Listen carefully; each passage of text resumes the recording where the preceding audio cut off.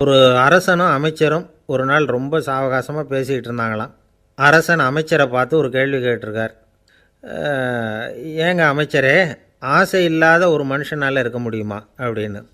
ஏன் முடியாது, துறவி அப்படிங்கிறவங்கெல்லாம் அப்படிப்பட்டவங்க தானே அப்படின்னாராம் அமைச்சர். அவங்கெல்லாம் உண்மையிலேயே ஆசையை விட்டவங்க தானா அப்படின்னு கேட்டாராம் ராஜா. அப்படி தான் இருக்கணும் அப்படின்னாராம் அமைச்சர். அப்படின்னா ஆசையே இல்லாத ஒரு உண்மையான துறவியை நான் பார்க்கணுமேன்னார். அது என்ன பிரமாதம், அதுக்கு நான் ஏற்பாடு பண்ணுறேன் அப்படின்னு விட்டார் இவர்.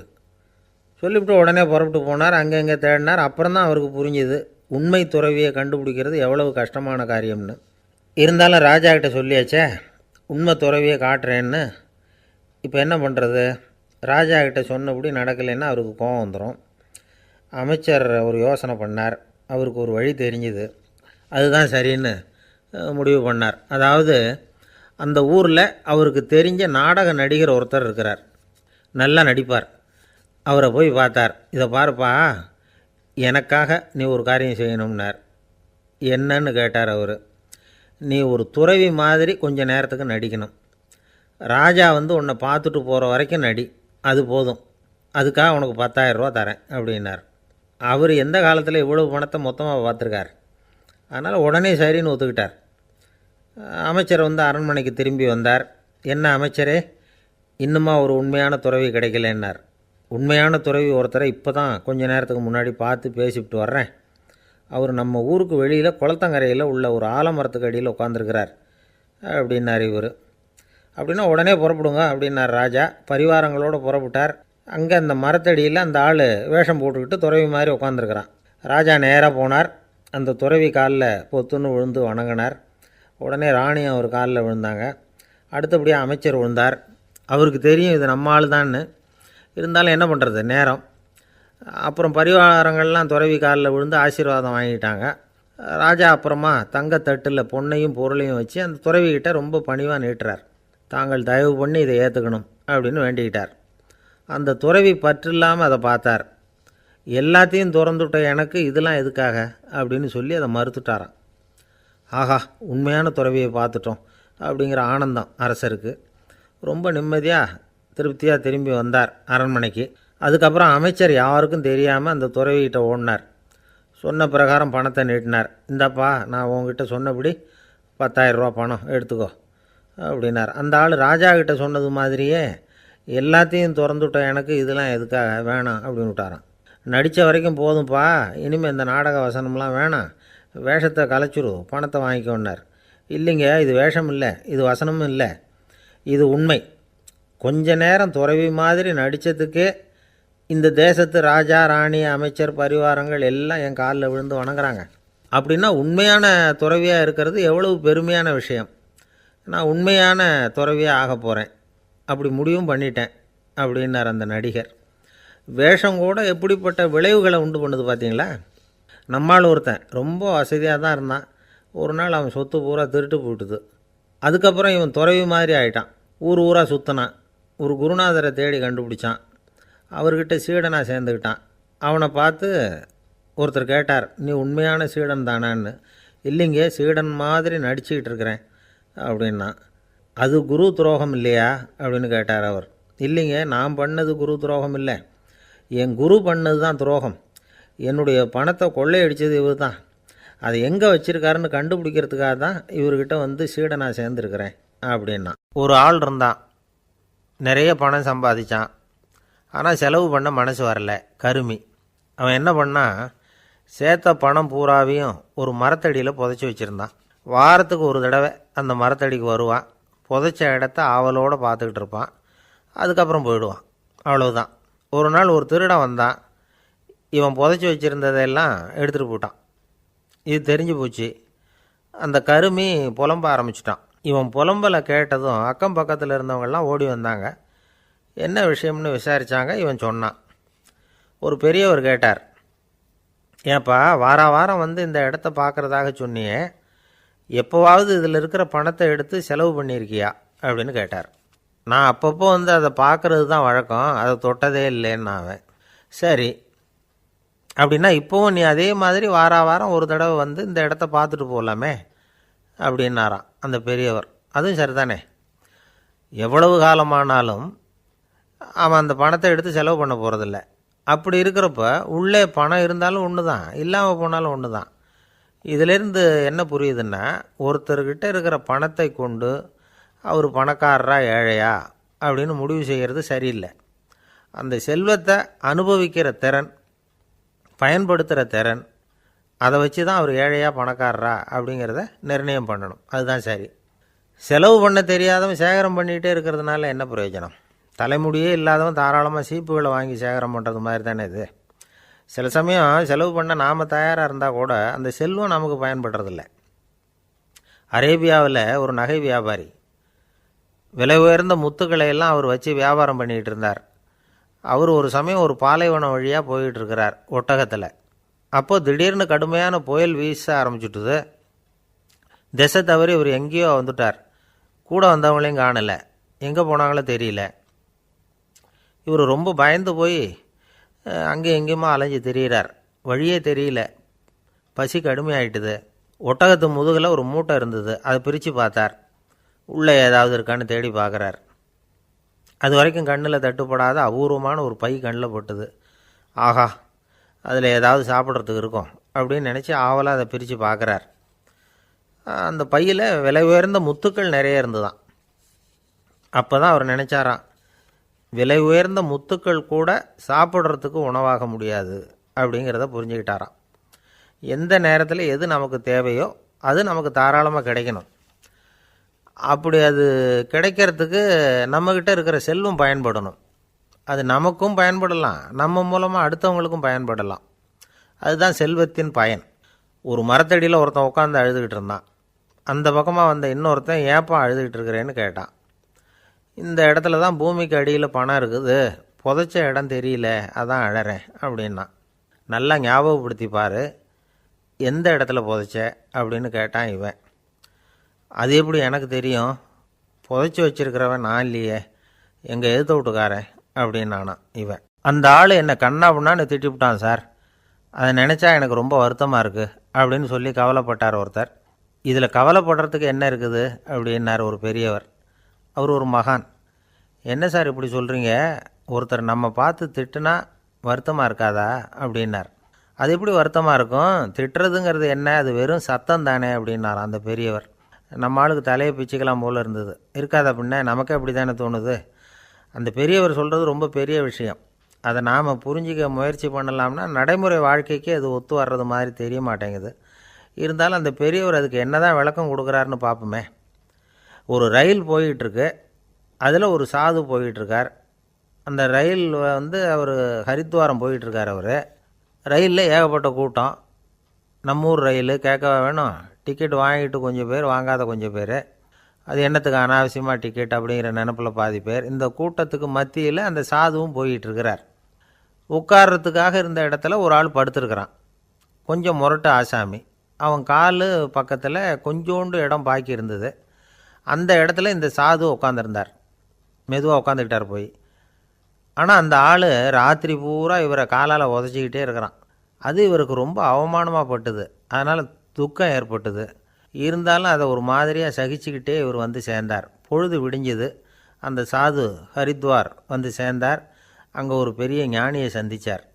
ராத்திரி ரயிலில் அந்த ஆள் உதைச்சதையும் அதனால் தனக்கு ஏற்பட்ட துக்கத்தையும் இந்த சாது அந்த ஞானிகிட்ட சொன்னார். சொல்லிவிட்டு, ஏன் சுவாமி, எனக்கு துக்கம் ஏற்பட்டதே அது தப்பா அப்படின்னு கேட்டார். தவறு தான்னார் அந்த ஞானி. உனக்கு இன்னமும் தேக அபிமானம் போகலைங்கிறது தான் அது காட்டுது. அஷ்டாவக்கிரர் என்ன சொல்கிறார் தெரியுமா, உண்மையான ஞானி யாராவது தன்னை வந்தனை செய்தால் அதற்காக சந்தோஷப்பட மாட்டார், யாராவது நிந்தனை செய்தால் அதற்காக வருத்தப்பட மாட்டார் அப்படின்னு சொல்கிறார். நிந்தனைங்கிறது ஒரு ஒலி தான். தேகாபிமானம் இருக்கிற வரைக்கும் இந்த ஒலி நம்மளை வேதனைப்படுத்தும். நான் தேகம் இல்லை, ஆத்மா அப்படிங்கிற நினைவு இருந்தால் இந்த ஒலி நம்மளை பாதிக்காது. மனு என்ன சொல்கிறார் தெரியுமா, ஒரு சாதகன் பாராட்டுதலை விஷம்னு நினச்சி பயப்படணும், அவமானத்தை அமிர்தம்னு நினச்சி சந்தோஷப்படணுங்கிறார். அவமானப்பட்டால் கவலைப்படாமல் எப்படி இருக்க முடியும் அப்படின்னு தான் நமக்கு தோணும். அதனால தான் நம்மளில் யாரும் இதுக்கு உதாரணமாக யாரையும் காட்ட முடியல. புத்தரையும் கபீரையும் உதாரணமாக காட்டுறாங்க. அவங்களுக்கெல்லாம் அவமானம் ஏற்பட்டப்போ கவலையே படலையாம். புத்தரை அவமானப்படுத்தணுங்கிறதுக்காக கௌசாம்பி ராணி ஒரு இளம் பெண்ணை கொலை பண்ணி சடலத்தை புத்தர் குடிசைக்கு முன்னாடி போட சொன்னார். போட்டாங்க. புத்தர் தான் அந்த பொண்ணை கெடுத்து கொலை பண்ணிவிட்டார்னு எல்லாரும் நினச்சாங்க. ஆனால் புத்தர் இதை பற்றி கவலையே படலை. அப்புறமா உண்மை தெரிஞ்சதும் புத்தர் புகழ் இன்னும் அதிகமாயிட்டுது. ஒரு பெரிய சபையில் ஒரு மோசமான பொண்ணு நுழைஞ்சி தனக்கும் கபீருக்கும் சம்பந்தம் உண்டுன்னு சொன்னார். கபீர் கவலைப்படலை. அவங்க மாதிரியெல்லாம் நாமளும் இருக்க கற்றுக்கணும். நிந்தனை, அபகீர்த்தி, அவமானம் எல்லாம் ஆண்டவன் கொடுக்குற பிரசாதம்னு நினைக்கணும் அப்படின்னு சொல்கிறார் அந்த ஞானி. இதை கேட்ட இந்த காலத்து ஆசாமி ஒருத்தர், நான் கூட அப்படி தான் சார், யாராவது அவமானப்படுத்தினா கவலைப்பட மாட்டேன். நேற்று கூட ஒருத்தர் என்ன பலார்னு அரைஞ்சுட்டார், நான் கொஞ்சம் கூட கவலைப்படலை, பேசாமல் வந்துட்டேன்னார். ஏன் அப்படி வந்துட்டீங்க அப்படின்னு. அவர் அரைஞ்சதுலேயும் ஒரு அர்த்தம் இருந்தது, அதனால தான் அப்படி வந்துட்டேன்னார். ஏன் அரைஞ்சாருன்னு கேட்டேன். 10 வருஷத்துக்கு முன்னாடி 15 ரூபா அவர்கிட்ட கடன் வாங்கினேன், அதை கேட்டு கேட்டு பார்த்துட்டு கடைசியாக தான் அரைஞ்சார் அப்படின்னார். ஆண்டவனுடைய பிரசாதம் இவருக்கு அடிக்கடி கிடைக்கும் போல இருக்கு. ஒரு பல்கலைக்கழகம், அங்கே ஒரு இலக்கிய பேராசிரியர், அவர் பாடம் நடத்திக்கிட்டு இருந்தார். ராபர்ட் ப்ரௌனிங் எழுதிய கவிதைகளை பற்றி சொல்லிகிட்டு இருக்கிறார். மாணவர்களும் ரொம்ப அக்கறையாக அதை கேட்டுக்கிட்டு இருக்கிறாங்க. ஒரு குறிப்பிட்ட கவிதையை பற்றி சொல்லும் பொழுது அந்த பேராசிரியருக்கே ஒரு சந்தேகம். அதாவது அந்த கவிதையின் சரியான அர்த்தம் என்னங்கிறதுல சந்தேகம். பேராசிரியர் யோசனை பண்ணார். அந்த கவிதையை முழுசாக புரிஞ்சிக்க முடியல. அதனால் மாணவர்களை பார்த்து சொன்னார், மாணவர்களே, ஒரு நாள் பொறுத்துக்குங்க. இந்த கவிதையை எழுதின கவிஞர் எங்கள் வீட்டுக்கு பக்கத்தில் தான் இருக்கிறார். இன்றைக்கி சாயந்தரம் நான் அவரை நேரிலேயே போய் பார்க்குறேன். பார்த்து இதுக்கு என்னங்க அர்த்தம்னு கேட்டுக்கிட்டு வந்துவிடுறேன். அதுக்கப்புறம் உங்ககிட்ட சொல்கிறேன் அப்படின்னாராம். அன்றைக்கி சாயந்தரமே அந்த பேராசிரியர் கவிஞரை தேடிக்கிட்டு போயிட்டார். கவிஞர் அவங்க வீட்டில் அவர் பாட்டு உட்காந்துருந்தாராம். இவர் போய் அவர் முன்னாடி உட்காந்தார். அப்புறம் கேட்டார், ஐயா, அந்த கவிதையின் முழு பொருள் என்னன்னு தெரிஞ்சுட்டு போகிறதுக்காக வந்திருக்கிறேன் அப்படின்னாராம். எந்த கவிதை அப்படின்னாராம் அவர். இவர் அந்த கவிதையை சொல்லியிருக்கார். கவிஞர் கொஞ்சம் யோசனை பண்ணிவிட்டு அப்புறம் சொன்னாராம், பேராசிரியரே, நீங்கள் கொஞ்சம் தாமதமாக வந்துட்டீங்கன்னாராம். இவருக்கு ஒன்றும் புரியல. நீங்கள் என்ன சொல்கிறீங்க, நான் தாமதமாக வந்துட்டேன்னா? நீங்கள் தான் உயிரோடு இருக்கிறீங்களே, அப்படி இருக்கும்பொழுது நான் தாமதமாக வந்துட்டேன்னா அது எப்படி அப்படின்னு இவர் குழம்பியிருக்கிறார். இப்போ கவிஞர் சொன்னாராம், ஐயா, நான் உயிரோடு இருக்கிறேன்னா இல்லையாங்கிறது முக்கியம் இல்லை. நான் அந்த கவிதை வரிகளை எழுதினப்போ 2 பேருக்கு அதோட அர்த்தம் தெரிஞ்சிருந்தது. இப்போ ஒரே ஒருத்தருக்கு தான் அதோட அர்த்தம் தெரியும் அப்படின்னாராம். பேராசிரியர் யோசனை பண்ணியிருக்கார். அப்படின்னா அந்த ஒருத்தர் கவிஞர் ராபர்ட் ப்ரௌனிங்கை தவிர வேறு யாராக இருக்க முடியும்? இவர் தான் அப்படிங்கிறத அவர் மனசில் நினச்சிக்கிட்டார். அதனால் சொன்னார், ஐயா, நான் தாமதமாக வரல, அந்த கவிதையின் பொருள் என்ன அது சொல்லுங்கன்னார். பேராசிரியரே, நான் சொல்கிறது உங்களுக்கு புரியலைன்னு நினைக்கிறேன். நான் இந்த வரிகள் எழுதினப்போ 2 பேருக்கு அதோட அர்த்தம் தெரிஞ்சிருந்தது. அந்த 2 பேர் யாருன்னா, ஒருத்தர் ராபர்ட் ப்ரௌனிங், அதாவது நான், இன்னொருத்தர் கடவுள். இப்போ அது கடவுளுக்கு மட்டும்தான் தெரியும். நானே இதை பற்றி பல தடவை யோசனை பண்ணி பார்த்தேன். இது ரொம்ப அழகானது, ஆனாலும் ரொம்ப வழுக்கலானது. அதை பிடிச்சிட்டோம்னு நினச்சிக்கிட்டு இருக்கும் பொழுதே காற்று மாதிரி அது உங்ககிட்ட இருந்து ஓடி போயிடுது. எனக்கு ரொம்பவும் வருத்தமாக தான் இருக்குது. நிச்சயமாக நான் தான் இந்த வரிகளை எழுதியிருக்கிறேன். அதில் அர்த்தம் இருக்குங்கிறது எனக்கு தெரியும், அதை நான் உணர்கிறேன். ஆனால் நீங்கள் என்னை மன்னிக்கணும். எனக்கே கூட அதை என்னால் விளக்க முடியல. அப்படி இருக்கும் பொழுது உங்களுக்கு எப்படி அதை நான் விளக்க முடியும் அப்படின்னாரா அந்த கவிஞர். அனுபவிக்கப்படக்கூடிய எல்லாமே விளக்கப்படக்கூடிய ஒன்றல்ல, விளக்கப்படும் எல்லாமே அனுபவிக்கப்படக்கூடிய ஒன்றல்ல அப்படிங்கிறது ஞானிகளுடைய கருத்து. அதுக்காக தான் அந்த சம்பவம். வாழ்க்கையில் நீங்கள் தொடர்ந்து ஆய்வு செய்து கொண்டே இருக்கக்கூடிய விளக்கங்களை ஒருபோதும் அடைய முடியாத பரிமாணங்கள் இருக்கிறதுனால தான் அது அலுப்பு தட்டாமல் இருக்குது. உங்களால் நிறைய அனுபவிக்க முடியும். இருந்தாலும் நீங்கள் அனுபவித்து அறிந்த விஷயங்கள் கூட வார்த்தைகளால் விளக்கப்பட முடிவதில்லை அப்படிங்கிறது பெரியோர் சிந்தனை. இதெல்லாம் ஒரு பக்கம் இருக்கட்டும். நமக்கு தெரிஞ்ச பேராசிரியர் ஒருத்தர் 1 மணி நேரம் ரொம்ப விவரமாக வகுப்பு எடுத்தார். கடைசியாக சொன்னார், மாணவர்களே, ரொம்பவும் எளிமையாக விளக்கமாக எல்லா விவரமும் சொல்லியிருக்கிறேன். அதனால் இதில் உங்களுக்கு சந்தேகம் வர்றதுக்கு வாய்ப்பே இல்லை. இருந்தாலும் கேட்க வேண்டிய கடமை கேட்குறேன். இது வரைக்கும் நடத்தினதில் யாருக்காவது ஏதாவது சந்தேகம் உண்டா அப்படின்னு கேட்டாராம். எனக்கு ஒரே ஒரு சந்தேகம்தான் சார் அப்படின்னு எழுந்திரிச்சு நிற்கிறான் ஒருத்தன். என்னன்னு கேட்டாராம். இது வரைக்கும் நீங்கள் என்ன பாடம் சார் நடத்துனீங்க அப்படின்னானா அவன். அம்மாக்காரங்களுக்கு அடிக்கடி ஏற்படுற கவலை ஒன்று உண்டு. அதாவது குழந்தை சரியாக சாப்பிட மாட்டேங்குதே அப்படிங்கிற கவலை. இவங்கெல்லாம் ஒரு விஷயத்தை நல்லா புரிஞ்சுக்கணும். குழந்தைகள்ங்கிறவங்க பெரியவங்க மாதிரி இல்லை. அவங்க கடிகாரத்தில் மணியை பார்த்துட்டு சாப்பிட்றதுக்கு உட்கார்ற ரகம் கிடையாது. பசிச்சா சாப்பிடுவாங்க, இல்லைன்னா விளையாடுவாங்க அல்லது தூங்குவாங்க. அது புரியாமல் அவங்கள கட்டாயப்படுத்தி அல்லது மிரட்டி சாப்பிட வைக்கிறது ரொம்ப தப்பு. ஒரு 8 மாத குழந்தைக்கு 3 மணி நேரத்துக்கு ஒரு தடவை பசிக்கும். அந்த நேரம் பார்த்து சாப்பாடு கொடுத்தா அடம் பண்ணாமல் அது பாட்டுக்கு சாப்பிட்ரும். அதே குழந்தைக்கு 1 வயசு ஆகிறப்போ 4 மணி நேரத்துக்கு ஒரு தடவை பசிக்கும். இந்த வயசில் இயற்கையாகவே பசி குறைஞ்சிருக்கும். அது புரியாமல் என் குழந்தை முன்னாடி மாதிரி இப்போ சரியாக சாப்பிட மாட்டேங்கிறான் அப்படின்னு சில பேர் டாக்டர்கிட்ட போய் சொல்லிக்கிட்டு இருப்பாங்க. இன்னொரு விஷயம், ஒரு குழந்தைக்கு வயசு அதிகமாகிற வேகத்துக்கு உடம்பு எடையும் அதிகமாகிக்கிட்டே போகாது. உடம்பு எடை அதிகமாகிற வேகம் குறைஞ்சிக்கிட்டே வரும். 6 மாத குழந்தைக்கு ஒரு வாரத்தில் 150 கிராம் எடை கூடும். ஒரு வயசில் வாரத்துக்கு 71 கிராம் எடை கூடும். இது புரியாமல் அதிகமாக சாப்பாட்டை கொடுத்து குழந்தைய கஷ்டப்படுத்தக்கூடாது. ஏன்னா அளவுக்கு மீறின உணவு அஜீரணத்தை உண்டு பண்ணிவிடும். குழந்தைக்கு ஒரு தட்டில் கொஞ்சமாக ஆகாரத்தை வச்சு கொண்டுகிட்டு போய் கொடுக்கணும். மலை மாதிரி குவிச்சு வச்சா அதை பார்த்ததுமே பசி அடங்கி போயிடும். அடித்து மிரட்டி பயமுறுத்தி குழந்தைய சாப்பிட வைக்கிற பழக்கம் இருக்குது பாருங்கள், அதுக்கு ஃபுட் ஃபோர்ஸிங் அப்படின்னு பேர். இப்படி பண்ணுனா குழந்தைக்கு சாப்பாட்டில் விருப்பம் குறைஞ்சிரும், அதை கண்டாவே வெறுக்க ஆரம்பிச்சிடும். அது மாதிரி உளம் சார்ந்த பசி குறைவு, சைக்கோஜெனிக் அனோரெக்சியா, அது ஏற்படுமா. சாப்பாடுங்கிறதே ஒரு தண்டனை மாதிரி தோணும். குழந்தைகளுக்கு பிடிச்ச மாதிரியான ஆகாரத்தை கொடுக்கணும். சத்து அதிகம் இருக்குங்கிறதுக்காக அதுக்கு பிடிக்காத ஆகாரத்தை கொடுத்து கட்டாயப்படுத்தக்கூடாது. குழந்தைகளுக்கு 2 வயசு ஆகிறப்போ இயற்கையாகவே எதிர்மறை குணம் உண்டாகும். அதாவது அந்த எதிர்மறையாக பேசுகிறது. இது மாதிரி சமயங்களில் நாம் என்ன சொல்கிறோமோ அதுக்கு நேர்மாறாக நடந்துக்கும். ஏட்டிக்கு போட்டி.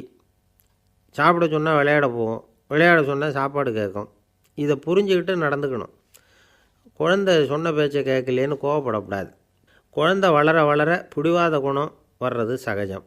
கேட்டதை வாங்கி கொடுத்தா தான் சாப்பிடுவேன் அப்படின்னு பிடிவாதம் பண்ணும். வாங்கி கொடுத்துடுறது தான் உத்தமம். நீங்களும் அதுக்கிட்ட பிடிவாதம் பண்ணிகிட்டு இருக்கக்கூடாது. ஏன்னா கேட்டது கிடைக்கலையேங்கிற ஏமாற்றம் கூட குழந்தையோட பசியை குறைச்சிரும். கேட்டது கிடைச்சிட்டா பசி அதிகமாகும். கொடுத்ததை மலமலன்னு சாப்பிட்றோம். குழந்தைகளுக்கு கண்ட நேரத்தில் சாப்பிட்றதுக்கு எதையாவது வாங்கி கொடுத்துக்கிட்டு இருந்தால் சாப்பாட்டு நேரத்தில் சாப்பிடாமல் அடம் பண்ண ஆரம்பிச்சிடும். பள்ளிக்கூடம் போகிற பிள்ளைங்க காலை உணவை சரியாக சாப்பிட மாட்டாங்க. அச்சம், அவசரம், பரபரப்பு இதெல்லாம் தான் காரணம். பள்ளிக்கு புறப்படுறதுக்கு ஒரு 3/4 மணி நேரத்துக்கு முன்னாடியே சாப்பாடு போட்டுருங்க, அது சரியாக போடும். படிக்கிற குழந்தைகள் உடல் சோர்வு, மனச்சோர்வு இது காரணமாக கூட சாப்பிட மறுக்கிறது உண்டு. இப்போ உதாரணமாக சாயந்தரம் விளையாடி விட்டு வீட்டுக்கு வந்ததும் சாப்பிட சொன்னால் வேணாம்பாங்க. இது உடல் சோர்வு. ரொம்ப நேரம் வீட்டு பாடங்களை செஞ்சு முடித்த கையோடு சாப்பிட சொன்னாலும் அவங்களால சரியாக சாப்பிட முடியாது. இது உளச்சோர்வு, அதாவது மனச்சோர்வு. இதை தவிர குழந்தைகளுக்கு உடல்நல குறைவு ஏற்பட்டால் கூட சாப்பிட மறுக்கிறது உண்டு.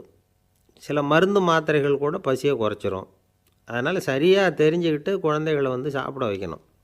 அது புரியாமல் கையில் சாப்பாட்டு தட்டை வச்சுக்கிட்டு குழந்தைகளை விரட்டிக்கிட்டு அலையக்கூடாது.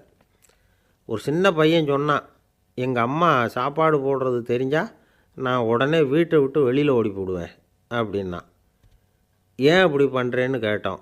எங்கள் அப்பா கூட அது மாதிரி தான் சார் பண்ணுவார் அப்படிங்கிறான். பந்திக்கு முந்தர ஆசாமிகள் நம்மளில் பல பேர் உண்டு. அப்படி முந்தறதுக்கு கூட முயற்சி பண்ணுறவங்க நிறைய பேர் இருக்கிறாங்க. இதில் என்ன ஒரு விஷயம்னா, பந்திக்கு முந்தறது கூட தப்பு இல்லை. ஆனால் அப்படி ஒரு விருந்தில் ஆளாக போய் உட்காந்து சாப்பிட்டா கூட வெளியில் வர்றப்ப என்ன பெரிய விருந்து வச்சுட்டான், சாம்பாரில் உப்பு இல்லை, ரசத்தில் காரம் இல்லை அப்படின்னு குறை சொல்லிகிட்டே வர்றது இருக்குது பாருங்கள். அது சரியில்லை, நாகரிகமும் இல்லை. கல்யாண பத்திரிகையில் என்ன போட்டிருக்குது, என் பொண்ணுக்கும் இன்னார் பையனுக்கும் கல்யாணம், எல்லாரும் குடும்பத்தோடு வந்திருந்து மணமக்களை ஆசீர்வதிக்கணும், இப்படி தானே போட்டிருக்கோம். குடும்பத்தோடு விருந்து சாப்பிட்டு சாப்பாடு எப்படி இருக்குன்னு அபிப்பிராயம் சொல்லிவிட்டு போங்க அப்படின்னா போட்டிருக்கு கல்யாண பத்திரிகையில். ஒருத்தர் வீட்டு விசேஷத்துக்கு போயிருக்கோம்னா எவ்வளவோ அசௌகரியங்கள் நமக்கு ஏற்படலாம். ஏராளமான கூட்டம் வந்திருக்கும். எல்லாரையும் அவங்க தனித்தனியாக கவனிச்சிக்கிட்டு இருக்க முடியாது. நாம் தான் அனுசரித்து நடந்துக்கணும். நாமளாக போய் வாழ்த்த வேண்டியவங்களை வாழ்த்தி விட்டு சேரணும். அதை விட்டுட்டு பத்திரிக்கை கொடுத்தானேன்னு போனேன், கவனிப்பே சரியில்லை அப்படின்னு புலம்பிக்கிட்டு இருக்கக்கூடாது.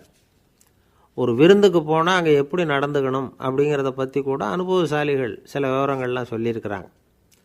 இந்த காலத்தில் கல்யாணம், பிறந்த நாள், அது இதுன்னு நிறைய விருந்துகள் நடக்குது. அதெல்லாம் எதுக்காக? மனித உறவுகளை வளர்த்துக்கிறதுக்காக தான், வேறு எதுக்கு? ஒரு விருந்துக்கு போனால் அமைதியாக பொறுமையாக போய் உட்காரணும். அடித்து பிடிச்சிக்கிட்டு இடத்த பிடிக்க போகிறேன் அப்படின்னு நிற்கக்கூடாது. முதல் பந்தி நடந்துக்கிட்டு இருந்தால் அது முடிஞ்சு இலை எடுத்து சுத்தம் பண்ணதுக்கு அப்புறம் போய் உட்கார்றது தான் நாகரீகம். இலை எடுக்கிறதுக்கு முன்னாடியே அங்கே போய் உட்காந்தா நல்லா இருக்காது. நீங்கள் சாப்பிட்டுட்டு உட்காந்துருக்கீங்களா, சாப்பிட்றதுக்கு உட்காந்துருக்கீங்களா, பார்க்குறவங்களுக்கு சந்தேகம் வந்துடும். அதே மாதிரி இலையில் எல்லா ஐட்டமும் பரிமாறினதுக்கு அப்புறம் சாப்பிட ஆரம்பிக்கணும். ஒவ்வொரு ஐட்டமாக வைக்க நாம் பாட்டுக்கு எடுத்து உள்ளே தள்ளிகிட்டே இருந்தோம்னா எதை வச்சோம் எதை வைக்கலன்னு பரிமாறினவரே குழம்பி போயிடுவார். ஏன்னா எப்போ பார்த்தாலும் இலை காலியாகவே இருக்கும். சாப்பிட்றப்போ உங்கள் சாப்பாட்டையே நீங்கள் கவனிக்கணும். அடுத்தவங்க இலையில் என்ன இருக்குது, பக்கத்தில் இருக்கிறவர் எதை அதிகமாக சாப்பிட்றார், இதெல்லாம் நமக்கு என்னத்துக்கு? எல்லோரும் சாப்பிட்டு முடிக்கிற வரைக்கும் பொறுமையாக இருக்கிறது தான் நல்லது. நீங்கள் மட்டும் திடீர்னு பாதியில் எழுந்திரிச்சு பக்கத்தில் இருக்கிறவங்களுக்கு சங்கடமாக இருக்குமேங்கிறதெல்லாம் யோசிக்காமல் நீங்கள் பாட்டு எழுந்திரிச்சு போகக்கூடாது. பக்கத்தில் உள்ளவங்க உங்களை எழுந்திரிக்க சொன்னால் எழுந்திரிச்சு போகலாம். விருந்துகளில் சாப்பாட்டை வீணாக்கிறதே ஒரு நாகரிகமாக போட்டுது இந்த காலத்தில். சாப்பாட்டுக்கே கஷ்டப்பட்டுக்கிட்டு பல பேர் இந்த உலகத்தில் இருக்கிறப்போ சாப்பாட்டை வீணாக்கிறது எவ்வளோ பெரிய மோசங்கிறத நினச்சி பார்க்கணும். வேணுங்கிற அளவுக்கு கேட்டு வாங்கி சாப்பிட்றது தான் முறை. விருந்தில் இந்த பஃபே அப்படின்னு சொல்லி ஒரு முறை சொல்கிறாங்கல்ல, அதாவது உணவு வகைகளையெல்லாம் பொதுவாக ஒரு இடத்துல வச்சுடுறது, நமக்கு தேவையானதை நாமே எடுத்து ஒரு தட்டில் போட்டுக்கிட்டு சாப்பிட வேண்டியது. இதில் கூட சில பேர் தேவைக்கு அதிகமாக எடுத்து போட்டுக்கிட்டு வீணாக்குறாங்க. சில சமயம் கடைசியாக சாப்பிட போகிறவங்களுக்கு எல்லா ஐட்டமும் கிடைக்காம போகலாம். அதை போய் பெருசு பண்ணிகிட்டு இருக்கக்கூடாது. என்ன சார் இந்த அளவுக்கு கூடவா நாகரிகம் தெரியாமல் இருக்கிறோம், இதை போய் பெருசாக சொல்ல வந்துட்டீங்களே அப்படின்னு நினைக்கலாம். ஒருத்தர் 2 பேருக்கு இந்த விவரம் தேவைப்படலாம். அவங்க காதலையும் இது விழட்டுமேங்கிறதுக்காக தான் இது. ஒரு பெரிய கல்யாண விருந்து நடந்துக்கிட்டு இருந்தது. விருந்து மண்டபத்து வாசலில் ஒருத்தர் நின்றுக்கிட்டு வர்றவங்களையெல்லாம் ரொம்ப மரியாதையாக வணங்கி உள்ளே அனுப்பி வச்சுக்கிட்டு இருந்தார். எப்படி தெரியுமா? வர்றவங்க கையெல்லாம் பிடிச்சி முத்தம் கொடுத்து அதுக்கப்புறம் உள்ளே அனுப்பி வச்சுக்கிட்டு இருந்தாராம். கூட்டம்லாம் முடிஞ்சதுக்கப்புறம் அவர்கிட்ட போய் கேட்டிருக்கிறாங்க, சார் நானும் எவ்வளவோ விருந்துகளுக்கு போயிருக்கிறேன், இருந்தாலும் இவ்வளவு மரியாதையாக வர்றவங்க கைக்கெல்லாம் முத்தம் கொடுத்து வரவேற்கிறத இங்கே தான் பார்க்குறேன் அப்படின்னு சொன்னாங்க. அதுக்கு அவர் சொன்னார், அட போங்க சார், நான் முத்தம் கொடுக்கல, முந்தின பந்திக்கு சாப்பிட்டவங்களே அடுத்த பந்திக்கும் வர்றாங்களான்னு மோந்து பார்த்து அனுப்பி வச்சுக்கிட்டு இருந்தேன் அப்படின்னார். ஒருத்தர் மனசில் நிம்மதி இல்லாமல் உட்காந்துருந்தார். என்ன சார் விஷயம் அப்படின்னு விசாரித்தேன். அகலக்கால் வச்சுட்டேன், அதுதான் அவதிப்படுறேன்னார். விவரமாக சொல்லுங்கன்னு. வீடு கட்டணும்னு ஆரம்பித்தேன், வேலை பாதியிலேயே நிற்கிது, கையில் பணம் இல்லை அப்படின்னார். இது மாதிரி ஆசாமிகள் பல பேரை நீங்கள் பார்த்துருக்கலாம். இவங்கெல்லாம் சுலபமாக மன அழுத்தத்துக்கு ஆளாயிடுறாங்க. மன உளைச்சல், அதாவது ஸ்ட்ரெஸ் அப்படின்னு சொல்கிறோமே, அதுக்கு அடிப்படையான சில காரணங்கள் உண்டு. அதாவது மிகையாக திட்டமிடுதல் அப்படிங்கிறதும் ஒரு முக்கியமான காரணம். நடைமுறை சாத்தியம் என்னங்கிறத மனசில் வச்சுக்கிட்டு எந்த திட்டத்தையும் தீட்டணும், அப்போ தான் அது சரியாக வரும். 2வது காரணம் என்ன தெரியுமா? ஒரே நேரத்தில் பல்வேறு செயல்களில் ஈடுபடுறது. தொலைபேசியில் பேசிக்கிட்டே கையில் இருக்கிற கடிதத்தை படிச்சுக்கிட்டே எதிரில் உட்காந்துக்கிட்டு இருக்கிறவருக்கும் அப்பப்போ பதில் சொல்லிக்கிட்டு மனசில் பல்வேறு சிந்தனைகளை அப்படியே ஓட விட்டுக்கிட்டு இருக்கிறது, இதுவும் மன அழுத்தத்தை உண்டாக்குது. 3வது காரணம், எதிலேயும் வெற்றி மட்டும் எதிர்பார்க்குற ஒருதலைப்பட்சமான ஆர்வம். நாம் தொட்டதெல்லாம் வெற்றியாகவே முடியணும் அப்படின்னு எதிர்பார்க்குறவங்க ஏதாவது ஒன்றில் தோல்வியை கண்டால் தோண்டு போயிடுறாங்க. எப்படியும் முடியலாம்ங்கிற எண்ணம் ஏற்கனவே நமக்குள்ளே இருந்துட்டுதுன்னா அந்த அவஸ்தை வராது. அதனால் அதுவும் நம்ம வளர்த்து கொள்ள வேண்டிய ஒரு குணம்.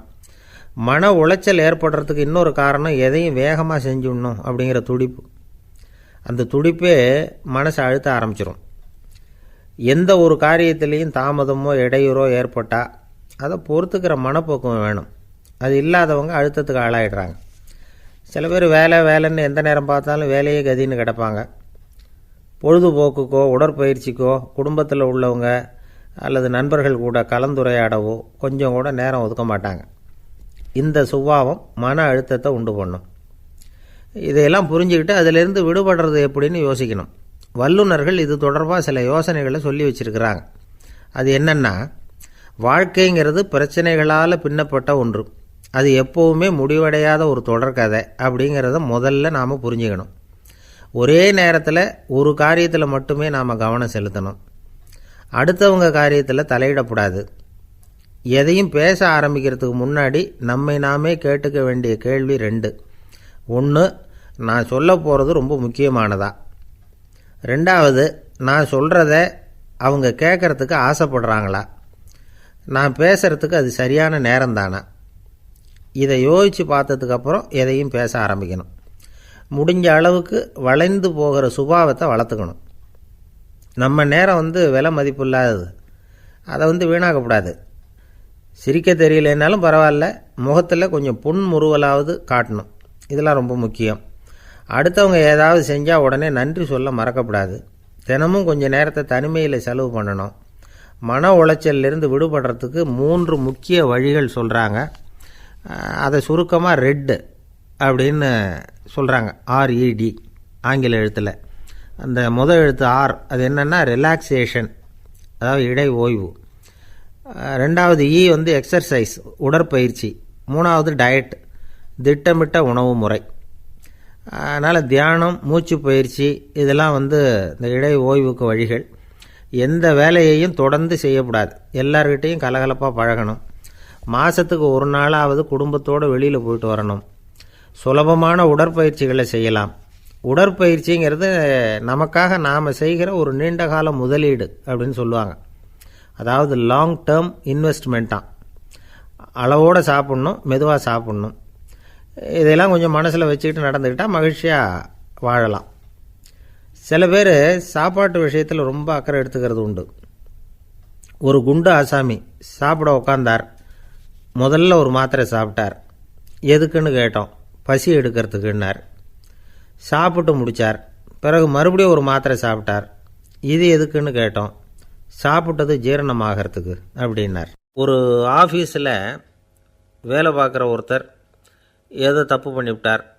உடனே மேலதிகாரி அவரை கூப்பிட்டு அனுப்புனார். நீ செஞ்சது தப்புன்னார் கோபமாக. இது ஒரு ரகம். சில அதிகாரிகள் இப்படி நீங்கள் செஞ்சது தப்புன்னு சொல்கிறதில்ல, நீங்கள் செஞ்சது சரி அப்படின்னு சொல்கிறதில்ல. எப்படி சொல்லுவாங்கன்னா, நீங்கள் செஞ்சது சரியில்லைன்னு நான் நினைக்கிறேன் அப்படின்னு சொல்லுவாங்களாம். அதாவது சில பேர் நீங்கள் செஞ்சது தப்புங்கிறாங்க, அதையே மாற்றி சொல்கிறார் இவர், நீங்கள் செஞ்சது சரியில்லைன்னு நினைக்கிறேன். இது ரெண்டும் அர்த்தம் ஒன்று தான், இருந்தாலும் வார்த்தைகள் வித்தியாசம். நிர்வாக திறமை இல்லாத ஒரு அதிகாரி யூ ஆர் ராங் அப்படின்னு சொல்லுவாராம். நிர்வாக திறமை உள்ள அதிகாரியாக இருந்தால் அதையே கொஞ்சம் மாற்றி I think you are not correct அப்படிம்பாரான். இதுதான் வித்தியாசம். இருந்தாலும் வார்த்தைகளை உபயோகப்படுத்துகிற விதத்தை வச்சு தான் வேலை நல்லா நடக்கிறதும் நடக்காததும் இருக்குது. விவரம் தெரிஞ்சவங்க என்ன சொல்கிறாங்க தெரியுமா? Be a leader not a boss அப்படிங்கிறாங்க. ஒரு லீடராக பாஸாக இருக்காதே அப்படிங்கிறாங்க. சரி, அப்படின்னா லீடருக்கும் பாஸுக்கும் வித்தியாசம் உண்டா அப்படின்னு கேட்டால் இருக்குன்னு சொல்கிறாங்க. லீடருங்கிறவர் வேறு, பாஸுங்கிறவர் வேறு. ஒரு லீடர் எப்படி நடந்துக்குவார், ஒரு பாஸ் எப்படி நடந்துக்குவார், இதை முதல்ல நாம் தெரிஞ்சுக்கணும். அவங்க எப்படி நடந்துக்குவாங்க அப்படிங்கிறதுக்கு சில விவரங்கள் இருக்குது. அதை கேட்டோம்னா நாம் புரிஞ்சுக்கலாம் அதை. அதாவது பாஸுங்கிறவர் விரட்டிக்கிட்டே இருப்பார், லீடருங்கிறவர் ஊக்கப்படுத்திக்கிட்டே இருப்பார். நாளைக்கு சாயந்தரத்துக்குள்ளே அந்த வேலையை செஞ்சு முடிக்கலைன்னா தொலைச்சி விடுவோம் தொலைச்சி அப்படிம்பார் அவர். இவர் எப்படி சொல்லுவார்னா, இது வரைக்கும் நீங்கள் செஞ்சுருக்கிற வேலை ரொம்ப அற்புதம் அப்படிம்பார். பாஸுங்கிறவர் அதிகாரத்தை நம்பி செயல்படுறவர், லீடருங்கிறவர் நல்லெண்ணத்தை நம்பி செயல்படுறவர். நம்மக்கிட்ட அதிகாரம் இருக்குது, பவர் இருக்குது, அதனால் காரியத்தை சாதிச்சுடலாம் அப்படின்னு நினைக்கிறவர் அவர். மற்றவங்கக்கிட்ட ஒரு நல்ல அபிப்பிராயத்தை சம்பாதிச்சுக்கிட்டு அது மூலமாக காரியங்களை சாதிக்கிறவர் இவர். பாஸுங்கிறவர் பயத்தை உண்டு பண்ணுவார், லீடருங்கிறவர் அன்பை பரவ செய்வார். அதை செய்யலைன்னா ஆடிட்டில் தகராறாயிடும், இது செய்யலைன்னா இன்க்ரிமெண்ட்டு கட் ஆகிடும், இப்படி ஏதாவது சொல்லி பயமுறுத்திக்கிட்டே இருப்பார் அவர். இவர் அப்படி இல்லை. உடம்பு இப்படி இருக்குது, வீட்டில் எல்லோரும் சௌக்கியமாக இருக்கிறாங்களா, ஆஃபீஸில் எல்லாம் வசதியாக இருக்குதா, நான் ஏதாவது உதவி செய்யணுமா அப்படின்னு அன்புக்கு முக்கியத்துவம் கொடுப்பார். பாஸுங்கிறவர் எதுக்கெடுத்தாலும் நான் சொல்லிகிட்டு இருப்பார், லீடருங்கிறவர் நாமன்னு சொல்லிகிட்டு இருப்பார். பாஸுங்கிறவர் தப்புக்கு காரணம் யாருன்னு பார்ப்பார், லீடருங்கிறவர் தப்பு என்னன்னு பார்ப்பார். இதுதான் ரெண்டு பேருக்கு வித்தியாசம். The boss shows who is wrong, the leader shows what is wrong அப்படின்னு சொல்லுவாங்க. இந்த காரியம் எப்படி செய்யப்பட்டிருக்கு அப்படின்னு தெரிஞ்சுக்கிறவர் பாஸ். இந்த காரியத்தை எப்படி செய்யணும்னு செஞ்சு காட்டுறவர் லீடர். பாஸுங்கிறவர் பணியாளர்களை திட்டுவார், லீடர் மரியாதைக்குரியவராக நடத்துவார், அதுக்குரியவராக அவர் நடந்துக்குவார்.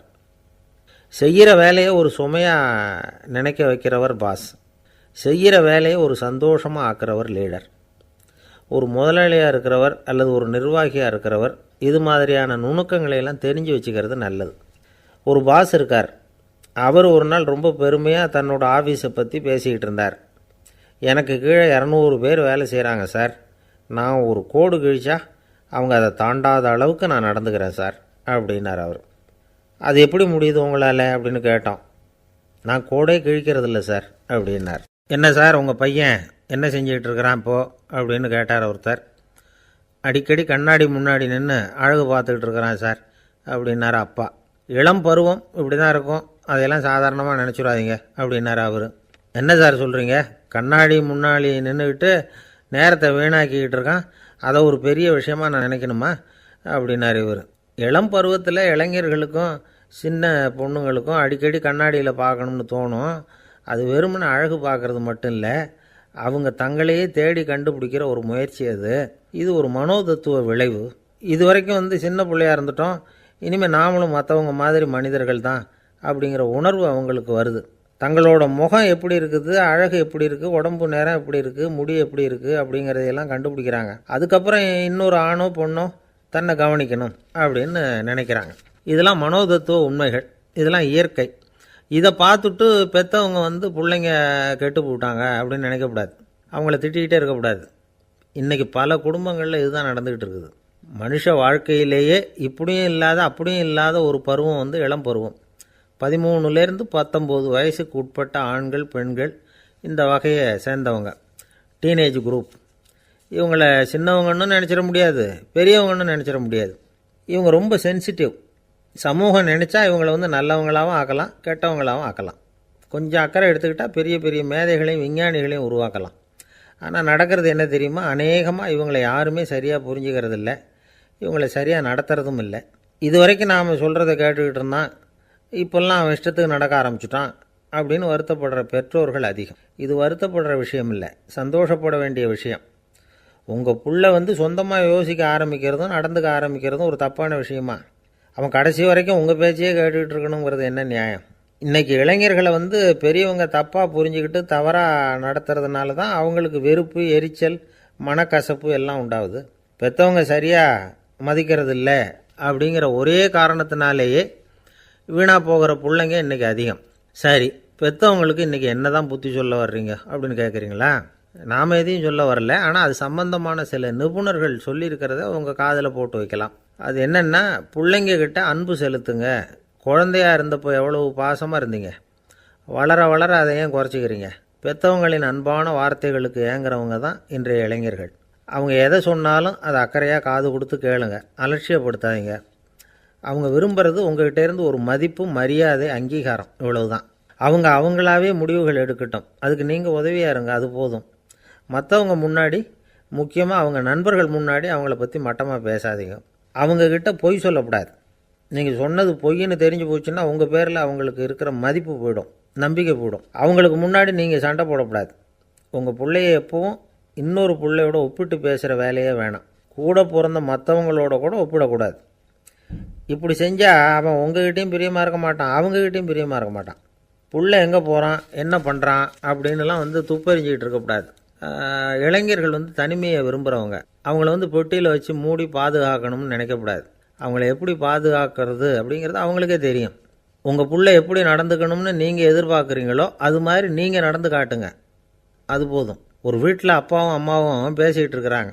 என்னங்க நம்ம பொண்ணு பெரியவளாயிட்டா, அடிக்கடி கண்ணாடி முன்னாடி போய் நின்றுக்கிட்டு இருக்கிறா, சீக்கிரமாக ஒரு பையனை பார்த்து கல்யாணத்தை முடிக்காமல் இப்படி மசன்னு கல் மாதிரி உட்காந்துருக்குறீங்களே அப்படின்னு சத்தம் போட்டாங்க அந்த அம்மா. அவசரப்படாத, பார்க்குறதுக்கு கண்ணுக்கு அழகாக லட்சணமாக புத்திசாலியாக ஒரு பையன் கிடைக்க வேணாமா, அதுதான் பார்த்துக்கிட்டு இருக்கிறேன் அப்படின்னார் அப்பா. இதுக்கு அந்த அம்மா சொல்கிறாங்க, எங்கள் அப்பா இப்படியெல்லாம் நினச்சிக்கிட்டு இருந்திருந்தா எனக்கு கல்யாணமே ஆயிருக்காது தெரியுமா அப்படின்னாங்களாம். 1816 வருஷம் செப்டம்பர் மாதம் 11 பிரான்ஸ் தேசத்தில் உள்ள ஒரு மருத்துவமனை. அங்கே ஒரு இளம் டாக்டர் கொஞ்ச நாளைக்கு முன்னாடி தான் அந்த ஆஸ்பத்திரியில் புதுசாக வேலைக்கு சேர்ந்துருக்கிறார். அவர் பேர் ரெனே லெனக். அவர் அன்னைக்கு காலையில் அந்த மருத்துவமனையில் அப்படியே ரவுண்ட்ஸ் வந்துக்கிட்டு இருக்கிறார். வார்டில் ஒரு படுக்கையில் ஒரு இளம்பெண் படுத்திருக்கிறா. அந்த பொண்ணுக்கு இருதய நோயாக இருக்கலாம்ங்கிறது மற்ற டாக்டர்கள் சந்தேகம். அந்த காலத்துல ஒருத்தருடைய இருதய துடிப்பை தெரிஞ்சுக்கணும்னா நோயாளியின் மார்பில் டாக்டர் காதை வச்சு பார்த்து தான் தெரிஞ்சுக்கிறது வழக்கம். ஆனால் இந்த பெண்ணும் இளம்பெண், அந்த டாக்டரும் புதுசாக சேர்ந்துருக்கிறவர். அதனால் பரிசோதனை பண்ண தயங்கினார். கொஞ்ச நேரம் யோசனை பண்ணார். திடீர்னு ஒரு ஞாபகம் வந்தது அவருக்கு. அதாவது அன்றைக்கி விடியற் காலையில் தோட்டத்தில் அப்படி வாக்கிங் போயிட்டு இருந்தப்போ சின்ன பசங்கள்லாம் ஒரு மரக்கட்டையை வச்சு விளையாடிக்கிட்டு இருந்தாங்களாம். அதை இவர் பார்த்துருக்கிறார். அது என்ன விளையாட்டுனா, ஒரு நீளமான மரப்பலகை, அதில் ஒரு முனையில் ஒரு பையன் தன்னுடைய காதை வச்சுக்கிட்டு இருக்கிறான், மறுமுனையில் இன்னொரு பையன் அந்த மரப்பலகையை ஒரு ஆணியால் கீறிக்கிட்டு இருக்கிறான். ஒரு முனையில் ஆணியால் கீறும் பொழுது மறுமுனையில் காதை வச்சிருக்கிற பையனுக்கு அந்த சத்தம் துல்லியமாக கேட்குது. அந்த டாக்டருக்கு காலையில் பார்த்த இந்த விளையாட்டு ஞாபகத்துக்கு வந்துட்டுது. உடனே என்ன பண்ணார் தெரியுமா? ஒரு நீளமான காகிதத்தை எடுத்தார். அதை அப்படியே உருளை மாதிரி உருட்டினார். ஒரு முனையை அந்த நோயாளியின் மார்பில் இடது பக்கம் வச்சார், இன்னொரு முனையில் தன்னுடைய காதை வச்சார். என்ன ஆச்சரியம்! நோயாளியின் மார்பில் நேரடியாக காதை வச்சு கேட்குறத விட துல்லியமாக கேட்டுது இதய துடிப்பு. இதய துடிப்பு மட்டும் இல்லை, மூச்சு இழுத்து விடுறது, திரவ பொருள்களின் அசைவு, எல்லா சத்தமும் தெளிவாக கேட்குது. கிரேக்க மொழியில் ஸ்டெத்தாஸ் அப்படின்னா மார்பு, ஸ்கோப்பின் அப்படின்னா பார்ப்பதுன்னு அர்த்தம். அதனால் டாக்டர் ரெனே லெனக் தான் கண்டுபிடிச்ச கருவிக்கு ஸ்டெத்தஸ்கோப் அப்படின்னு பேர் வச்சார். அவரே முதல் மாடலையும் செஞ்சார். அளவு ரொம்ப பெருசாக இருந்தது, சுலபமாக எடுத்துகிட்டு போகிறது கஷ்டம், அது அவ்வளோ கஷ்டமாக இருந்தது அது. அதனால் அவரே அதை அப்புறம் 2 பிரிவாக தயார் பண்ணார். இது 2 துண்டையும் டாக்டர் தன்னோட கோட்டு பாக்கெட்டில் வச்சுக்கலாம், தேவைப்படுறப்ப எடுத்து ஒன்றா சேர்த்துக்கலாம். இப்படி தான் அவர் ஆரம்பத்தில் பண்ணார். தன்னுடைய இந்த கண்டுபிடிப்பை பற்றி அவர் ஒரு புத்தகம் எழுதினார். நிறைய விற்றுது, புகழும் பணமும் சேர்ந்தது. பணமும் புகழும் சேர்ந்தது மாதிரியே அவருக்கு ஒரு நோயும் சேர்ந்தது. அது என்ன நோயின்னு கண்டுபிடிக்கிறதுக்கும் அவர் கண்டுபிடிச்ச கருவி தான் உபயோகப்பட்டு தான். அவரே அதை கண்டுபிடிச்சார். அவருக்கு வந்திருந்தது காச நோய். 1826 வருஷம் ஆகஸ்ட் மாதம் 13 உலகத்தின் முதல் ஸ்டெதஸ்கோப்பை கண்டுபிடிச்ச டாக்டர் ரெனே லெனக் காலமானார். அவர் சாகிறதுக்கு முன்னாடி மரத்தால் செஞ்சு வச்சுருந்த ஸ்டெதஸ்கோப்பை தனக்கு வேண்டியப்பட்ட ஒரு டாக்டர்கிட்ட கொடுத்து, என்னுடைய சொத்துக்கள்லேயே ரொம்ப வசந்தது அப்படின்னு சொன்னாராம். அதுக்கப்புறம் 3 வெள்ளைக்காரங்க சேர்ந்து இந்த கருவியில் சில மாற்றங்களை பண்ணாங்க. ஆனால் 1829 லண்டனில் டாக்டர் நிக்கோலஸுங்கிறவர் ஒரு காதால் இதய துடிப்பை கேட்குறத விட டாக்டர் 2 காதாலையும் கேட்குறது தான் சரியாக இருக்கும் அப்படின்னு ஒரு கருத்தை வெளியிட்டார். அதுக்கப்புறம் ரொம்ப காலம் கழித்து 1852 ஜார்ஜ் காமான் அப்படிங்கிறவர் ரப்பர் டியூப்களை உபயோகப்படுத்தி 2 காதாலையும் கேட்குற மாதிரி ஒரு புதிய வடிவத்தை அதுக்கு கொடுத்தார். அதுக்கு பிறகு அது படிப்படியாக எவ்வளவோ மாற்றங்கள் இருந்தாலும் ஆரம்பத்தில் டாக்டர் ரெனே லெனக் உருவாக்கின அடிப்படை மாடலை யாரும் மாற்றி அமைக்கலைங்கிறது தான் முக்கியமான விஷயம். நமக்கு தெரிஞ்ச ஒரு ஆஸ்பத்திரி, அதில் ஒரு நோயாளி, காலை நேரத்தில் நர்ஸு அந்த பக்கமாக போயிட்டு இருந்தாங்க. அதை பார்த்துட்டு ஒரு நர்ஸுன்னு கத்துறார். நர்ஸு அவசரமாக ஓடி என்ன விஷயம்னு கேட்டாங்க. சிஸ்டர், இங்கே பாருங்கள், உங்கள் டாக்டரை என் நெஞ்சில் அவர் காதை வச்சு கேட்டுக்கிட்டு இருக்கிறார் அப்படின்னார் நோயாளி.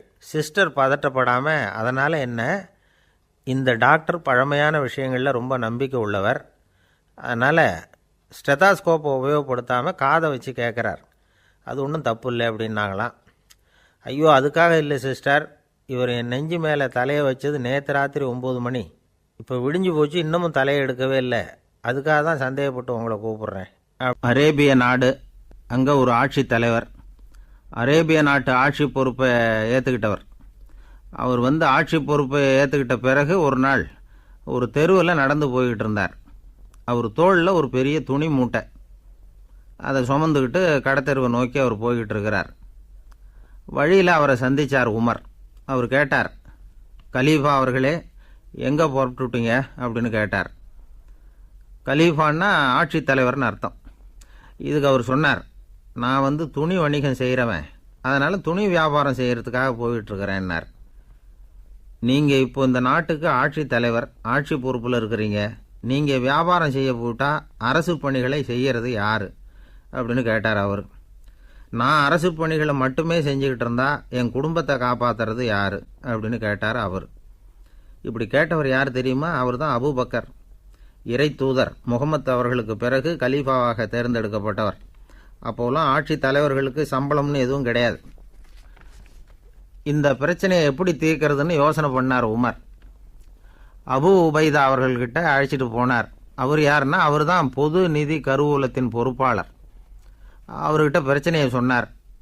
இது மாதிரி ஆட்சி தலைவருக்கு பொது நிதியிலிருந்து ஊதியம் அளிக்க முடியுமான்னு கேட்டார்.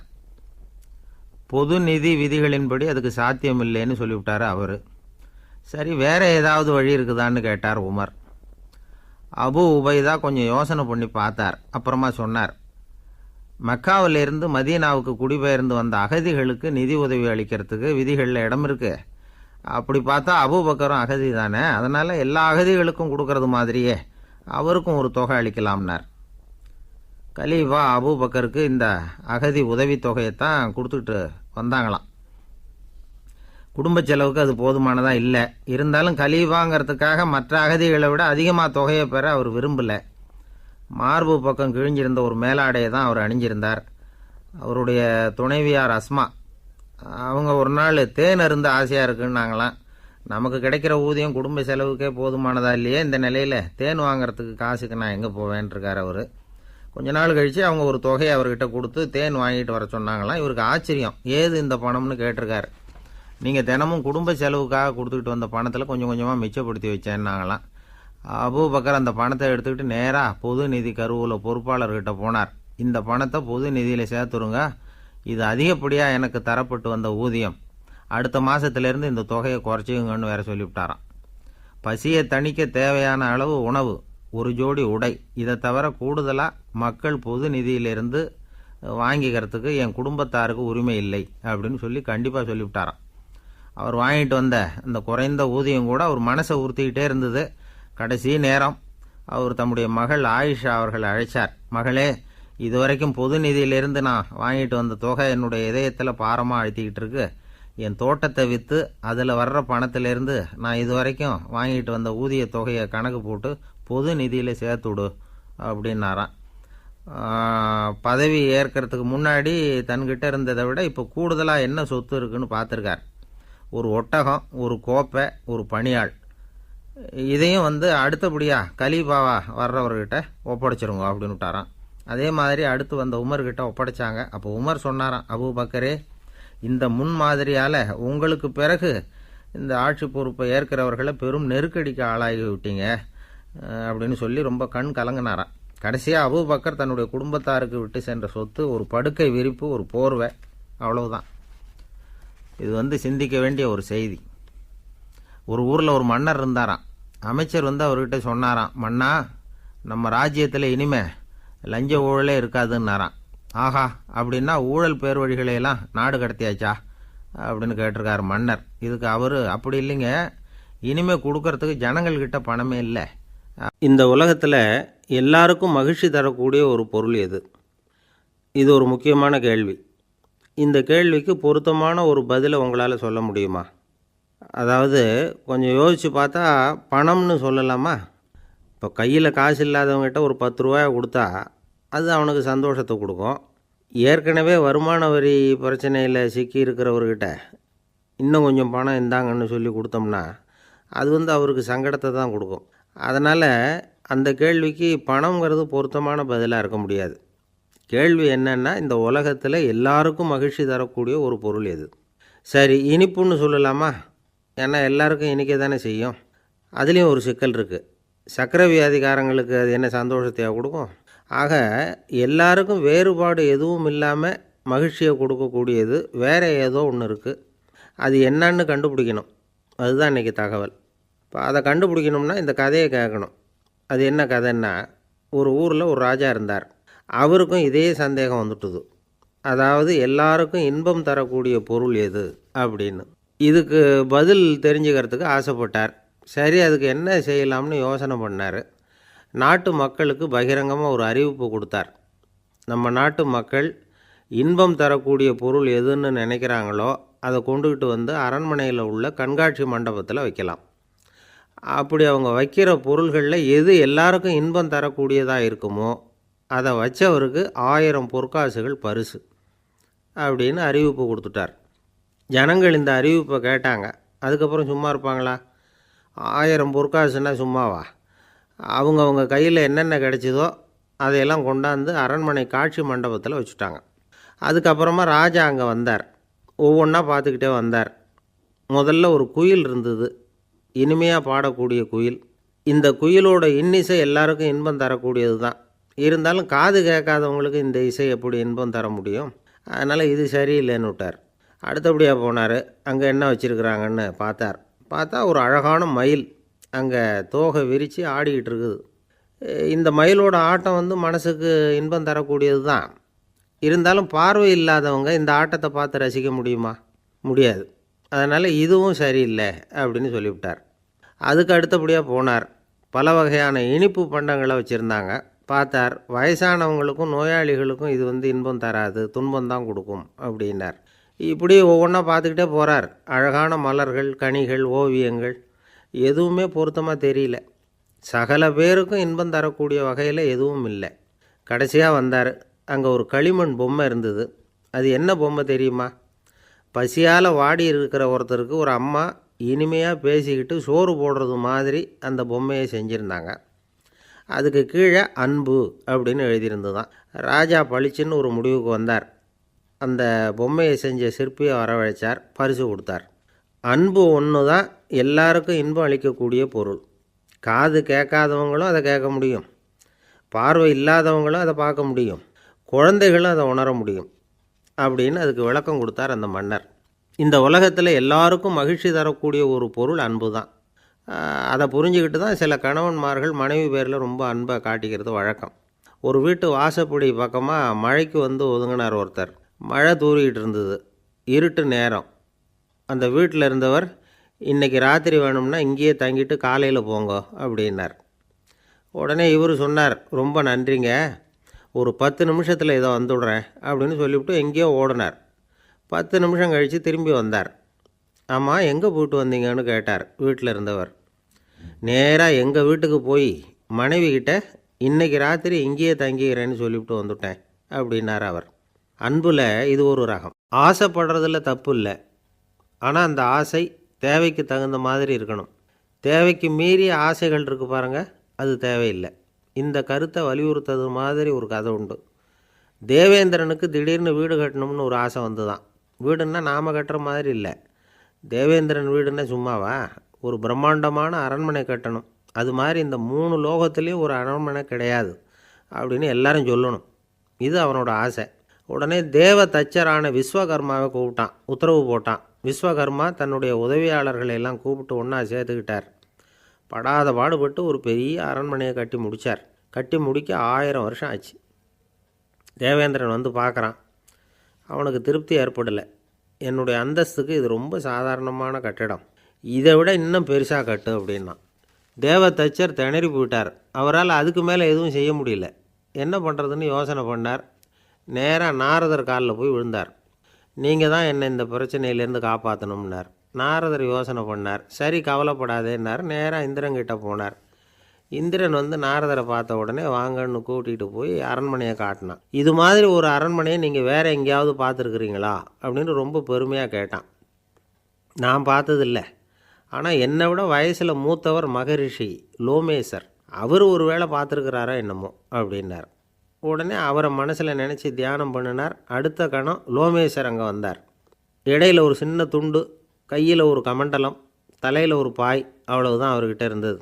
எதுக்காக தலையில் எந்த பாய் அப்படின்னு கேட்டான் இந்திரன். என்ன மாதிரி அற்ப ஆயுள் உள்ள ஒரு ஜீவன் தனியாக வீடு கட்டிக்கிட்டு திண்டாடணுமா? இந்த பாய் தான் ஒரு வீடு மாதிரி எனக்கு நிழல் கொடுக்குது அப்படின்னார் அவர். என்னது, உங்களுக்கு அவ்வளவு கொஞ்சமான ஆயுளா அப்படின்னு ஆச்சரியத்தோடு கேட்டான் இந்திரன். ஆமாம், இதை பாரு, என்னுடைய மார்பில் ஒரு பொற்காசு அளவுக்கு ரோமம் உதிர்ந்துட்டுது. எப்போ என் உடம்புல உள்ள எல்லா ரோமமும் உதிர்ந்துருமோ அப்போ என்னுடைய ஆயுள் முடியும் அப்படின்னார். எப்போ அந்த ரோமங்கள் பூரா உதிரும்னு கேட்டான் இவன். ஒரு பிரம்மா மறைஞ்சதும் ஒரு ரோமம் உதிரும். என் உடம்புல உள்ள ரோமங்களின் எண்ணிக்கை எவ்வளவோ அவ்வளவு பிரம்மாக்கள் தோன்றி அவங்க ஆயுள் முடியும் பொழுது என் உடம்புல உள்ள ரோமங்கள் பூரா உதிரும் அப்படின்னார். அப்படின்னா ஒரு பிரம்மாவோட ஆயுள் எவ்வளவு காலம்னு கேட்டான். ஒரு பிரம்மாவுக்கு 100 தேவ வருஷம். ஒவ்வொரு தேவ வருஷத்துக்கும் 365 தேவ நாள். ஒவ்வொரு தேவ நாள்லேயும் ஒன்றை மாதிரி 14 இந்திரர்கள் தோன்றி மறைகிறாங்க அப்படின்னு மகரிஷி லோமேசர் சொல்கிறார். இதை கேட்டதும் இந்திரன் ஆடி போயிட்டான். அவ்வளவு ஆயுள் உள்ள இவரே அற்ப ஆயுள்னு சொல்கிறார். நான் என்னுடைய ஆயுளை பெருசாக நினச்சிக்கிட்டு பிரம்மாண்டமான அரண்மனை கட்டணும்னு ஆசைப்படுறேனே அப்படின்னு நினச்சான். எனக்கு வீடு கட்டின வரைக்கும் போதும்னு விட்டான். அதனால் நாமெல்லாம் நம்முடைய தேவைக்கு தகுந்த மாதிரி ஆசைப்படுறது தான் நியாயம். ஆனால் அப்படியே நடந்துக்கிறோம். மனுஷன் கடவுளையே ஏமாற்றி காசு வாங்கிறதுக்குள்ள ஆசைப்படுறான். ஒருத்தன் கடவுளை நினச்சி தவம் இருந்தான். கடவுள் நேரில் வந்தார். தேவலோகத்தில் ரூபாய்க்கெல்லாம் என்ன மதிப்புன்னு கேட்டான். அங்கெல்லாம் ரூபாய்ங்கிறது உங்கள் பணத்தில் 1 கோடி ரூபாய்க்கு சமம். அதாவது தேவலோகத்தில் 1 ரூபான்னா இங்கே 1 கோடி ரூபா. அது மாதிரி எங்களுக்கு ஒரு நாளுங்கிறது உங்கள் கணக்கில் 1 கோடி வருஷத்துக்கு சமம் அப்படின்னார் கடவுள். அப்படின்னா எனக்கு நீங்கள் அதிகமாக எதுவும் தர வேணாம், உங்கள் கணக்குப்படி ஒரே 1 ரூபா கொடுங்க, அது போதும்னா இவன் ரொம்ப சாமர்த்தியமாக. கடவுள் யோசனை பண்ணார். அது ஒன்றும் கஷ்டம் இல்லை, 1 ரூபா தானே கேட்குற, கொடுத்துட்றேன். ஆனால் இப்போ வரும்பொழுது நான் எடுத்துக்கிட்டு வரல, எங்கள் கணக்குப்படியே 1 நாள் பொறுத்துக்க பணத்தோடு வந்துடுறேன் அப்படின்னு சொல்லிவிட்டு பறந்து போயிட்டார். ஒரு நாள் ஒரு தகப்பனார் தன்னுடைய பிள்ளையை அழைச்சிக்கிட்டு வந்தார். சார், இவன் சரியாக படிக்க மாட்டேங்கிறான், பெரியவங்களை மதிக்க மாட்டேங்கிறான், நீங்கள் கொஞ்ச நாள் இவனுக்கு குருவாக இருந்து நல்ல விஷயங்களை சொல்லி கொடுத்தா தேவையில்லைன்னார். பெரியவங்களையே மதிக்காதவன் எப்படி என்ன மதிக்க போகிறான் அப்படிங்கிறது நமக்கு யோசனை வரும் இல்லையா? வேணாங்க, என்னை விட்டுருங்க அப்படின்னோம். அவர் விட மாட்டேன்னு விட்டார். இல்லைன்னா அவரே சிஷ்யன் ஆகிடுவார் போல இருந்தது. சரி, வேறு வழி இல்லாமல் அந்த பையனையே என்னுடைய சீடனை ஏற்றுக்கிட்டு உபதேசமெல்லாம் பண்ண ஆரம்பித்தோம். அதாவது குரு பக்தின்னா அது எப்படி இருக்கணுங்கிறத பற்றி சொல்லி கொடுத்தோம் அவனுக்கு. சதமகர் அப்படின்னு ஒரு குரு இருந்தார். அவருக்கு ஒரு சீடர். அவன் பேர் துளசி சைதன்யன். நைஷ்டிக பிரம்மச்சாரி. தன்னுடைய குருவுக்கு எந்த நேரத்தில் எது தேவைங்கிறத புரிஞ்சுக்கிட்டு சேவை செய்கிறவன். ஆனால் இவனை பற்றி மற்ற சீடர்களுக்கு பொறாமை வந்துட்டுது. இவன் மட்டும் இப்படி இருக்கானேன்னு உடனே குருக்கிட்ட போய் கோல் மூட்டினாங்க. அவன் சரியில்லை, அவன் நடந்துக்கிறது சரியில்லை, அப்படி இப்படின்னு எதையாவது சொல்லி. இருந்தாலும் இதையெல்லாம் அந்த குரு நம்பலை. அவருக்கு தெரியும் யார் யார் எப்படின்னு. துளசி சைதன்யன் பெருமையை மற்ற சீடர்களுக்கு உணர்த்தணும் அப்படின்னு நினச்சார். அதுக்கு ஒரு வழி பண்ணார். ஒரு நாள் சீடர்களை எல்லாம் கூப்பிட்டுக்கிட்டு ஒரு காட்டு வழியாக போய்கிட்டு இருந்தார். அங்கே ஒரு பெரிய மலை அருவி கொட்டிக்கிட்டு இருந்தது. குரு சீடர்கள் பக்கம் திரும்பினார். இந்த மலையின் மேலே இருந்து அந்த படுபாதாளத்தில் குதிக்கிறதுக்கு உங்களில் யார் தயார் அப்படின்னு கேட்டார். ஒரு சீடனும் ஆய திறக்கலை, ஒதுங்கி நின்றுக்கிட்டாங்க. பின்னாடி மூட்டை முடிச்சோடு வந்துக்கிட்டு இருந்தான் துளசி சைதன்யன். அவனை பார்த்தார். தபாரப்பா, நீ மேலே இருந்து அந்த அருவியில் குதி அப்படின்னார். அப்படியே செய்கிறேன் சுவாமின்னா ஓடி போய் பொத்துன்னு குதிச்சுட்டான். அடுத்த கணமே குருநாதர் தன்னுடைய யோக சக்தியால் பறந்து போய் அவன் கீழே விழுந்துடாமல் தாங்கி பிடிச்சி கொண்டுக்கிட்டு வந்துட்டார். மற்ற சீடர்களுக்கெல்லாம் ஒரு மாதிரி ஆயிட்டுது. அடுத்தபடியாக என்ன பண்ணலாம்னு யோசித்தாங்க இவனை மாட்டி விடுறதுக்கு. ஒரு நாள் வெத்தலை அடிக்கிற ஒரு சின்ன உரலையும் உலக்கையையும் எடுத்து ஒளிய வச்சுட்டாங்க. சதமகர் சன்னியாசி இல்லை, அவர் வெத்தலை போடுவார். பல்லு சரியில்லை, அதனால் இடித்து தான் வெத்தலையை போடணும். திடீர்னு வெத்தலை பாக்கு கேட்டார். வழக்கமாக உரலில் இடித்து தர்றது தான் துளசியின் பழக்கம். உரலை தேடினா கிடைக்கல, என்ன பண்ணுறது? குரு கேட்டுவிட்டாரே, குரு சேவை தானே முக்கியம். என்ன பண்ணால் வெத்தலை பாக்க தன்னுடைய வாயில் போட்டு முன்னு அதை எடுத்து அவர்கிட்ட கொடுத்துட்டான். குரு எதையோ படிச்சுக்கிட்டே அதை வாங்கி வாயில் போட்டுக்கிட்டார். துளசி இன்றைக்கி தாம்பூலம் நல்லா இடிக்கப்பட்டிருக்கு, ருசியாக வேறு இருக்குது, அதை இடித்த பாத்திரத்தை என் கண்ணால் பார்க்கணும்னு ஆசையாக இருக்குன்னு விட்டார். அதை மட்டும் அனுப்பி போய் நீ வர வேண்டான்னு வேற சொல்லிவிட்டார்.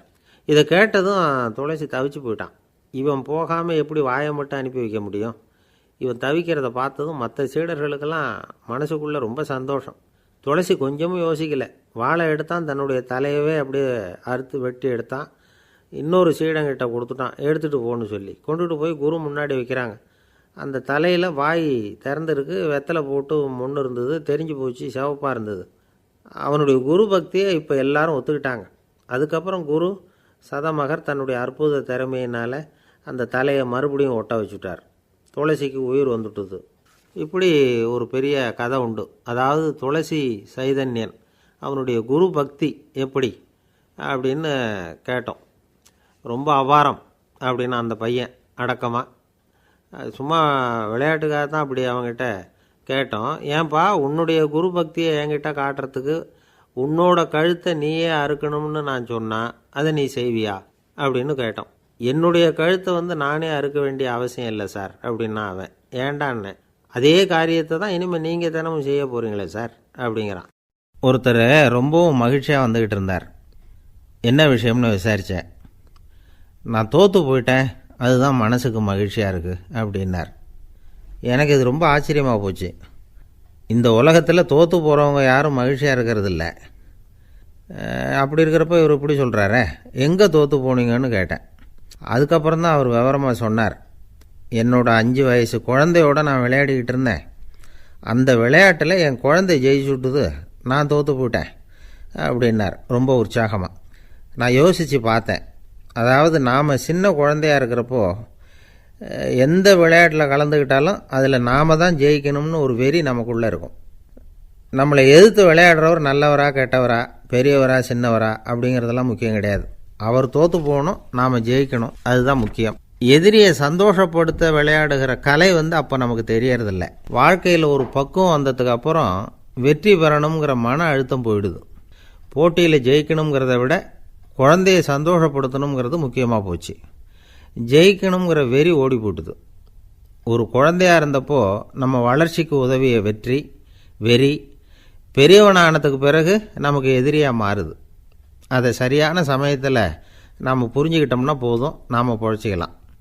ஒவ்வொரு மனுஷனுமே வாழ்க்கையோட அடுத்த கட்ட வளர்ச்சியில் அடி எடுத்து வைக்கிற நேரத்தில் தன்கிட்ட இருந்து ஏதோ ஒரு குணத்தை அல்லது தன் குணம் இருந்த ஏதோ ஒரு உறவை நாம் இழக்கத்தான் வேண்டியிருக்குது. ஒரு கட்டம் வரைக்கும் உதவியாக இருந்த குணம் அடுத்த கட்டத்துக்கு தடையாக கூட மாறிடலாம். இந்த பரிமாண மாற்றத்துக்கு உள்ளாகிற ஒவ்வொருத்தரும் பிரத்யட்சமாக இதை உணர்றாங்க. ஆனால் பல பேர் எப்படின்னா பழசை திறந்துவிட்டு புதிய கொள்கைகளை உருவாக்கிக்கிறதுக்கு இஷ்டம் இல்லாமல் இருந்துடுறாங்க, அல்லது அப்படி செய்ய முடியாமல் தவிக்கிறாங்க. இதையெல்லாம் மீறி அந்த பழசை திறந்துட்டா அதை இழந்ததால் உண்டாகிற மன அழுத்தம் சில காலத்துக்கு வருத்திக்கிட்டு தான் இருக்கும், வேறு வழி இல்லை. ஆரோக்கியமான ஒரு முன்னேற்றத்துக்காக அந்த மன அழுத்தத்தை தாங்கிக்கத்தான் வேணும் அப்படிங்கிறாரு அந்த உலக புகழ்பெற்ற மேதை ஒருத்தர், இந்த ஸ்காட் பெக் அப்படிங்கிறவர். பிறந்த நாள் முதல் இதுதான் சரி அப்படின்னு கற்பிக்கப்பட்டு வந்த ஒவ்வொரு தத்துவத்தையும் தங்களுடைய வளர்ச்சிக்கு தகுந்த மாதிரி மாற்றி அர்த்தப்படுத்தி கொள்ள முடியாமல் வாழ்க்கை சூழலில் அப்படியே அரைப்பட்டு தூளாகிறவர்கள் தான் ரொம்ப தவிக்கிறாங்களாம். இதுதான் அவருடைய கருத்து. பெரும்பாலும் மனிதர்களுடைய நடுத்தர வயசில், அதாவது 30 தாண்டுகிற சமயத்தில் தான் இந்த தவிப்பு உண்டாகுதான். இதை தான் மேற்கத்திய நாடுகளில் அடிக்கடி மிட் லைஃப் கிரைசிஸ் அப்படின்னு சொல்கிறாங்க. அப்பப்போ பழசையெல்லாம் தொலைச்சி விட்டு புதுசாக பிறக்கிறதுக்கு கற்றுக்கணும். ஒவ்வொரு நிமிஷத்தையும் அந்த நிமிஷத்துக்கு ஏற்ற சித்தாந்தம் கொண்டவர்களாக சந்திப்போம் அப்படிங்கிறார் அந்த உளவியல் நிபுணர். இப்படி பழகிக்கிட்டால் வாழ்க்கை இன்பமயம், இல்லைன்னா தவிப்பு மயம்தான். பழசை தொலைக்க முடியாதவர்களில் எத்தனையோ பேர் உண்டு, எத்தனையோ ரகம் உண்டு. அதில் வேடிக்கையான நண்பர்களும் உண்டு. ஒருத்தர் நண்பர் வீட்டுக்கு போனார். அவர் ஏதோ இனிப்பு பலகாரம் கொடுத்து சாப்பிட சொல்லியிருக்கிறாங்க அவங்க வீட்டில். இவர் சாப்பிட்டு பார்த்துட்டு சொன்னாராம், சார் 6 மாதத்துக்கு முன்னாடி ஒரு தடவை இங்கே வந்தேன், அப்போது ஒரு இனிப்பு பலகாரம் கொடுத்தீங்க, அது இதை விட நல்லா இருந்தது சார் அப்படின்னாராம். அப்போ செஞ்ச அதே இனிப்பு பலகாரம் தான் சார் இதுவும் அப்படின்னாராம் அவர். இயேசுநாதர்கிட்ட ஒருத்தர் கேட்டாராம், இயேசுவே என்னை எவ்வளவு நேசிக்கிறீர்கள் அப்படின்னு.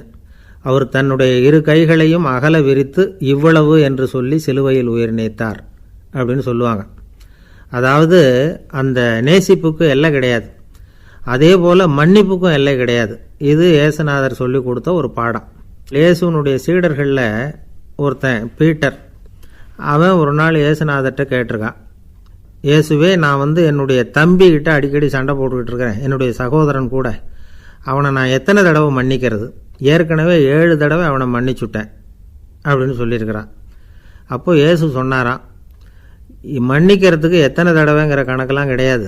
எத்தனை தடவை உன்னுடைய சகோதரன் உன்னை கோபப்படுத்துகிறானோ அத்தனை தடவை நீ மன்னிக்கிறதுக்கும் தயாராக இருக்கணும், அதுதான் அப்படின்னு சொன்னாராம்.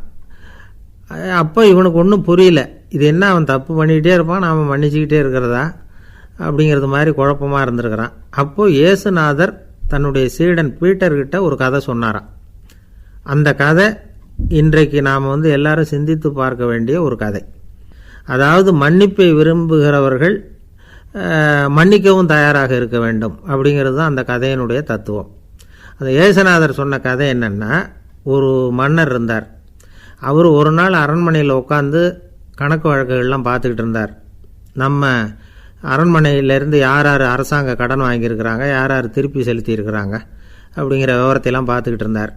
அப்போ தான் புரிஞ்சுது, அந்த அரண்மனையில் வேலை செய்கிற ஒருத்தனே அரசாங்க கடன் வாங்கியிருக்கிறான். எவ்வளவு? 10,000 பொற்காசுகள் வாங்கியிருக்கான் கடன்.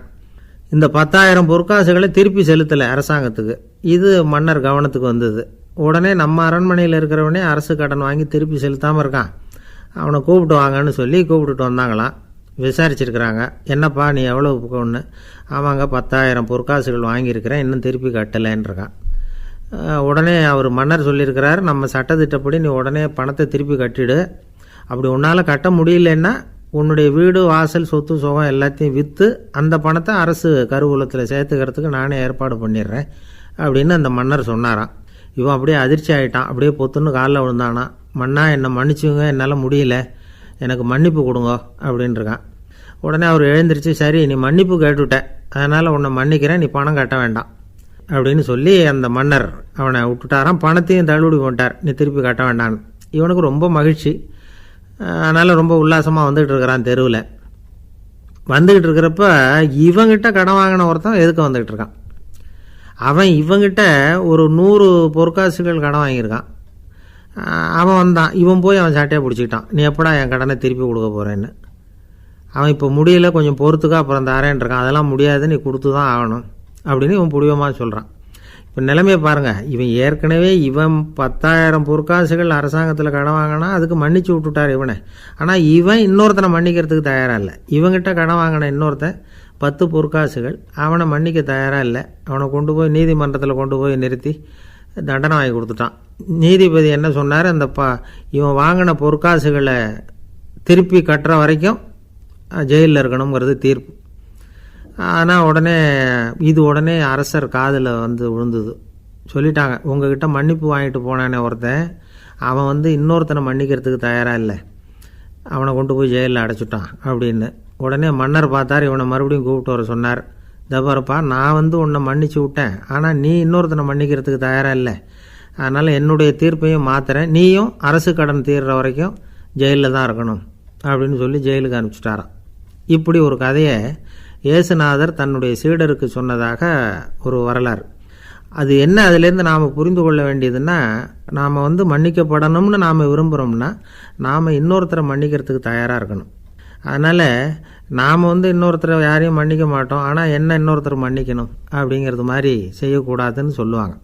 அது மாதிரி நாம் இப்போ இது தப்பாக புரிஞ்சுக்கிறவங்களும் இருக்கிறாங்க. பாவம் மன்னிப்புங்கிறதுலாம் எதுக்குன்னா, அதாவது மறுபடியும் பாவம் செய்யாமல் இருக்கிறதுக்காக தான். அதான் மன்னிக்கிறாரே அப்படிங்கிறதுக்காக மறுபடியும் பாவம் பண்ணிகிட்டு இருக்கிறது இல்லை. அதான் ஒருத்தர் கேட்டாராம், பாவத்திலேருந்து மன்னிப்பு கிடைக்கணும்னா நீ என்ன செய்யணும் அப்படின்னு கேட்டிருக்கார். அதுக்கு அவன் சொல்லியிருக்கிறான், நான் முதல்ல பாவம் செய்யணும், அப்போ தான் மன்னிப்பு கிடைக்கும் அப்படின்னு நானாம். இப்படிப்பட்டவர்கள் தான் இன்றைக்கி உலகத்தில் அதிகமாக இருக்கிறாங்க. அதனால் இந்த மன்னிப்பின் மகத்துவங்கிறது இயேசுநாதர்கிட்டேருந்து தான் நாம் புரிஞ்சுக்கணும். அந்த இயேசு சொன்ன அந்த மன்னிக்கிற மனோபாவம் இருந்தால் இன்றைக்கி உலகம் பூராவும் அமைதி பூங்காவாக இருக்கும். அதில் ஒன்றும் ஆச்சரியமே இல்லை, அதில் ஒன்றும் சந்தேகமும் இல்லை. அதனால் மன்னிக்கிற மனோபாவத்தை நாம் எல்லாரும் நமக்குள்ளே வளர்த்து கொள்ள வேண்டும் அப்படிங்கிறது தான் நாம் இன்றைக்கு எல்லோரும் சிந்தித்து பார்க்க வேண்டிய ஒரு செய்தி. ஒரு வயசான அம்மா தெரு வழியாக போயிட்டு இருந்தாங்க. அவங்க கையில் எண்ணத்தையோ வச்சுக்கிட்டு அதை அடிக்கடி பார்த்துக்கிட்டே இருந்தாங்க. ஒருத்தன் மெதுவாக அவங்கக்கிட்ட போய் கையில் இருக்கிறது என்ன அப்படின்னு எட்டி பார்த்தா அவங்க கையில் 4 பல் இருந்துதான். இவன் ஆச்சரியமாக அந்த அம்மாவை பார்த்தான். ஏம்மா, உனக்கு என்ன பைத்தியமா, ஏது இந்த பல், இதை என்னத்துக்காக கையில் வச்சுக்கிட்டு அலைஞ்சிக்கிட்டு இருக்கிற அப்படின்னு கேட்டிருக்கான். அதுக்கு அந்த அம்மா விவரம் சொல்ல ஆரம்பித்தாங்களாம். இதை பாருப்பா, எனக்கு ஒரு மகன் இருந்தான், அவனை ரொம்ப செல்லமாக வளர்த்தேன். அவனை தரையிலே நடக்க விடுறதில்ல, எப்பவும் தூக்கி வச்சுக்கிட்டு இருப்பேன். அவன் நல்லா பெரியவனாகி பள்ளிக்கூடம் போகிறப்ப கூட அவன் புஸ்தக மூட்டையை நான் தான் சுமந்துக்கிட்டு போவேன். பார்க்குறவங்க கூட கேலி பண்ணுவாங்க, ஏம்மா படிக்க போகிறது நீயா உன் பிள்ளையான்னு கேட்பாங்க. அவன் இன்றைக்கி எவ்வளோ பெரிய மனுஷன் ஆகிட்டான், வெளிநாட்டில் பெரிய உத்தியோகத்தில் இருக்கான். சமீபத்தில் இங்கே வந்துட்டு போனான்.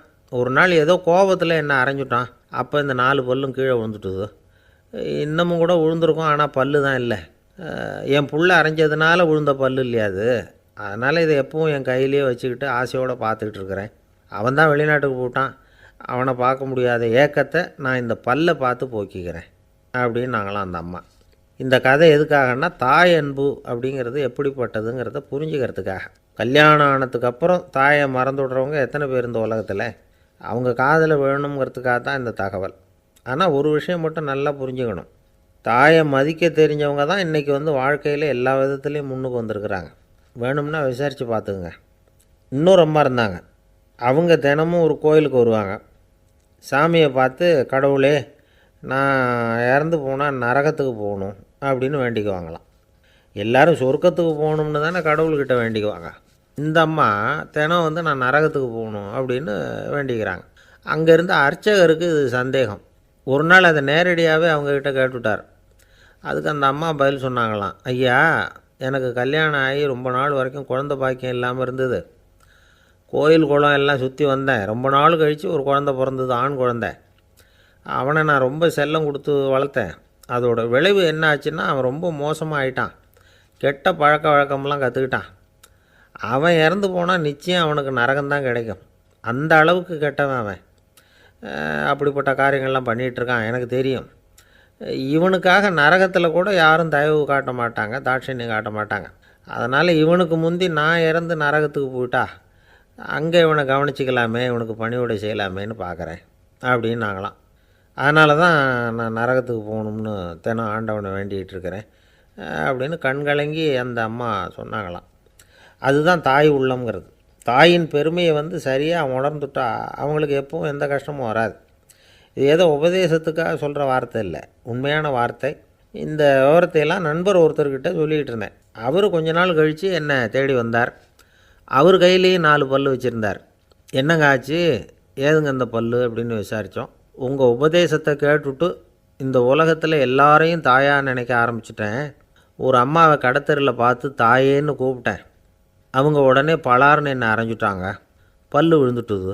அதை தான் பொறுக்கி எடுத்துக்கிட்டு நேராக உங்களை தேடி வந்துக்கிட்டு இருக்கிறேன்னார். தாயேன்னு தானே கூப்பிட்டீங்க, அதுக்கு ஏன் அரைஞ்சாங்க அப்படின்னு கேட்டோம். நான் தாயேன்னு கூப்பிட்டது அவங்க காதில் நாயேன்னு விழுந்துட்டு தான், அதுதான் அப்படி ஆயிட்டுது அப்படின்னார். ஊருக்கு வெளியில் அமைதியான ஒரு இடம், அங்கே ஒரு ஆசிரமம், அங்கே ஒரு சாமியார். அவர் தினமும் நல்ல போதனைகள்லாம் செய்வார். பல பேர் போய் அங்கேயே சில நாள் தங்கி இருந்து அவர் சொல்கிற அறிவுரைகளை எல்லாம் கேட்டுக்கிட்டு வர்றது வழக்கம். ஒரு தடவை அவரை பார்த்துட்டு போகிறதுக்காக 3 வெளியூர் தம்பதிகள் வந்தாங்களாம். அந்த மடத்திலேயே சாப்பிட்டுக்கிட்டு தங்கியிருந்து அவங்களுடைய போதனைகளை கேட்டுக்கிட்டு போகணுங்கிறது அவங்க நோக்கம். காலையில் குளிச்சுட்டு பூஜையில் உட்காந்தார் அந்த சுவாமி. இவங்களும் குளிச்சுட்டு அந்த பூஜையை பார்க்குறதுக்காக அவர் முன்னாடி உட்காந்தாங்க. பூஜை ஆரம்பமாச்சு. சம்பிரதாயப்படி அது ரொம்ப நேரம் நடந்துக்கிட்டே இருக்குது. இவங்களுக்கு நல்ல பசி இருந்தாலும் இந்த நேரத்தில் அதை எப்படி வெளியில் காட்டிக்கிறது? பேசாமல் இருந்தாங்க. அந்த சுவாமி பூஜையை முடித்தார். அதுக்கப்புறம் பேச ஆரம்பித்தார். பேச்சு அருமையாக தான் இருந்தது, அமிர்தமாக தான் இருந்தது. இருந்தாலும் இவங்களுக்கு இருக்கிற வயிற்று பசி அதை சரியாக கவனிக்க விடலை. அந்த சுவாமியே இதை கவனித்ததா தெரியல. இவங்களுக்கு மனசுக்குள்ளே ஒரு எண்ணம், உள்ளே சாப்பாடு தயாராகிட்டு இருக்கும் போல இருக்குது. இந்த பேச்சு முடிஞ்சது நம்மளை உள்ளே அழைச்சிட்டு போய் சாப்பாடு போடுவாங்கன்னு நினைக்கிறோம் அப்படின்னு இவங்களாம் நினச்சிக்கிட்டாங்க. ஆனால் சுவாமி இதை பற்றி எதுவுமே பேசலை, கண்டுக்கலை. ஒரு அம்மாவால் அதுக்கு மேலே சும்மா இருக்க முடியுமா? முடியல. சாப்பாட்டை கவனிக்கலாமா அப்படின்னு சொல்லி மெதுவாக ஆரம்பித்தாங்க. கவனிக்கலாமே அப்படின்னு உள்ளே அழைச்சிட்டு போனார் சுவாமி. இவங்க ரொம்ப அவசரமாக எழுந்திரிச்சு உள்ளே ஓடினாங்க. அங்கே ஒரு மேஜை மேலே ஒரு கிண்ணம் மூடி இருந்தது. இதுதான் சாப்பாட்டு மேஜை போல இருக்குது, இங்கே சாப்பாடு வந்துடும் அப்படின்னு நினச்சாங்க. உடனே போய் சுற்றி உட்காந்துக்கிட்டாங்க. சுவாமி அந்த கிண்ணத்தை எடுத்து அந்த அம்மா கிட்ட கொடுத்தார். அவங்க அதை வாங்கி மூடியை திறந்து பார்க்குறாங்க. உள்ளே ஒரு சாவி இருக்குது. சரிதான், இது சமையலறை சாவி போல் இருக்குது. அங்கே போய் அதை திறந்து சாப்பாட்டை நாமே எடுத்துக்கிட்டு இங்கே வச்சுக்கிட்டு சாப்பிட்ணும் போல இருக்குது அப்படின்னு நினச்சாங்க. சாவி இருக்கு இல்லையா, வாங்க பூட்டின அறையை காட்டுறேன் அப்படின்னு சுவாமி அவங்கள அழைச்சிட்டு போனார், காட்டினார். இவங்க அந்த அறையை ரொம்ப ஆவலோடு திறந்தாங்க. உள்ளே பார்த்தா அங்கே அரிசி, பருப்பு, விதவிதமான காய்கறி எல்லாம் இருக்குது. சமையலுக்கு வேண்டிய மிளகாய், எண்ணெய், பால், தயிர், நெய் இப்படி எல்லாமே இருக்குது. அடுப்பு, விறகு, நெருப்பு போட்டி அது கூட அங்கே இருக்குது. சாப்பாடு தயாராக இருக்கும்னு நினச்சிக்கிட்டு போனால் இப்படி இருக்குதே அப்படின்னு சொல்லி அதை பார்த்ததும் ரொம்ப சோர்ந்து போட்டாங்க அவங்க. சுவாமி என்ன இது சாப்பாடு இல்லையா அப்படின்னாங்க.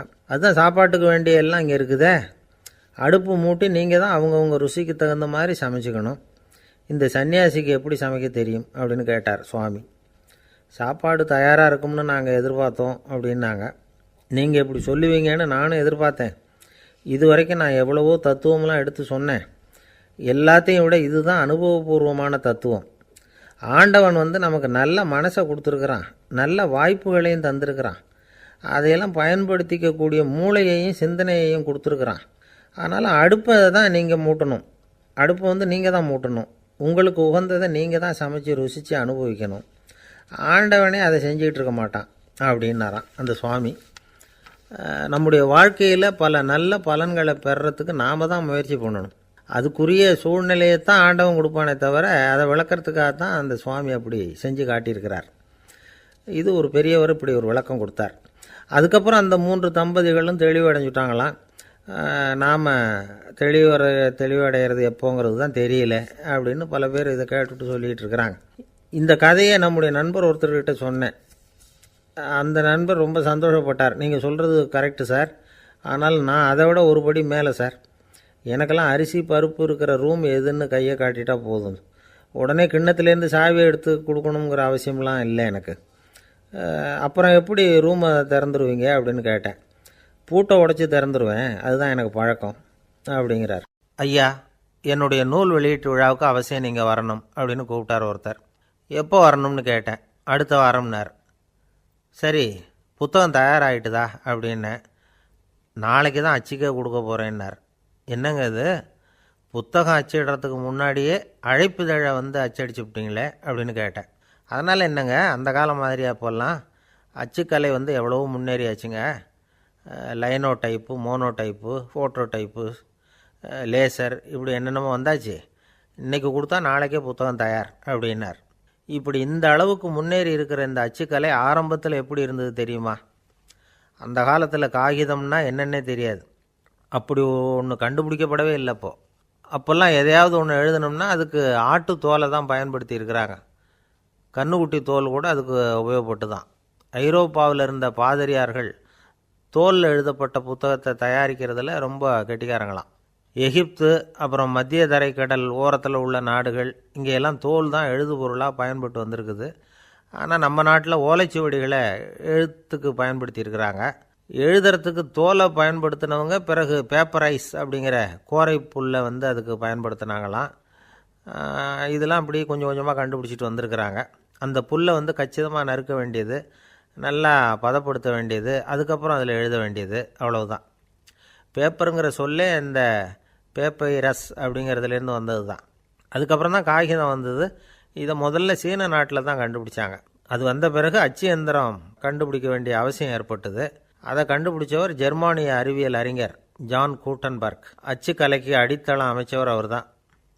ஜெர்மனியில் மெயின்ஸ் அப்படிங்கிற ஊரில் 1399 பிறந்தார். அவரோட மாமன் ஒருத்தர் உலோக வேலையில் வல்லவர். அவர்கிட்ட இந்த வேலையை கற்றுக்கிட்டார். அதோட வைர கற்களை பட்டை தீட்டுறதுலேயும் ரொம்ப தேர்ச்சி பெற்றிருந்தார். இளம் வயசுலேயே சும்மா இருக்க மாட்டாராம், எதை செஞ்சாலும் அதை திறமையாக செய்வாராம். அவர் தான் முதல்ல மர அச்சு எழுத்துக்களை உருவாக்கினார்.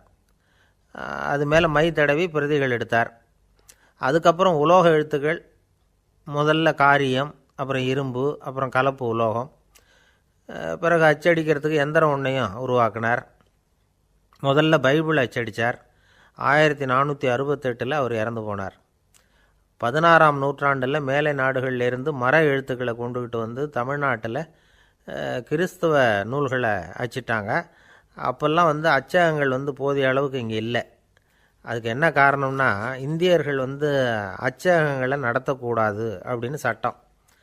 1835 வரைக்கும் அந்த சட்டம் நடைமுறையில் இருந்தது. இந்த நிலைமையில் அங்கேயும் இங்கேயுமா 1-2 அச்சகங்கள் ஆரம்பமாச்சு.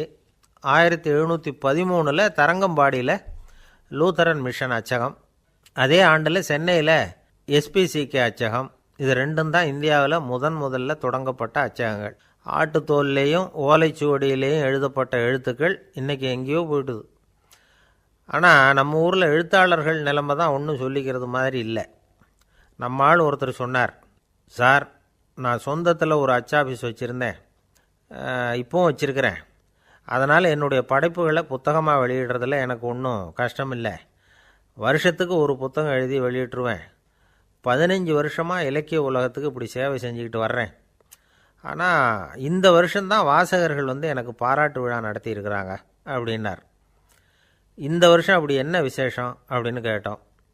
இந்த வருஷம்தான் நான் எந்த புத்தகம் எழுதி வெளியிடாமல் இருந்தேன், அதுக்காகத்தான் எனக்கு இந்த பாராட்டு விழா அப்படின்னார். ஒரு நண்பர் இருக்கார், எப்போ பார்த்தாலும் கையில் ஒரு புத்தகம் இருக்கும். புத்தகம் இல்லாமல் எங்கேயும் புறப்பட மாட்டார். எதுக்காக இப்படி எடுத்துகிட்டு போகிறீங்க அப்படின்னு கேட்டால், எனக்கு இது ஒரு நல்ல நண்பன் மாதிரி, இந்த காலத்தில் எங்கே போனாலும் காத்திருக்க வேண்டியிருக்கு, அது மாதிரி சமயத்தில் நான் நண்பன் கூட பேசிக்கிட்டு இருப்பேன் அப்படிம்பாரான். ஒருத்தர் ஒரு பெரிய அரச பதவியில் இருந்தார். அவர் பதவியிலேருந்து இறங்க வேண்டிய சூழ்நிலை. அரசு கொடுத்துருந்த வீட்டை விட்டுட்டு வெளியில் வர்றார். வரும்பொழுது 2 கையிலையும் 2 பெட்டியை எடுத்துகிட்டு வந்தாராம். சார், உங்களுடைய உடைமைகள் அப்படின்னு கேட்குறாங்க அங்கே இருந்த ஊழியர்கள். இவர் தன்னுடைய கையில் இருக்கிற பெட்டியை காட்டி, இதுதான் என்னுடைய சொத்து அப்படின்னாராம்.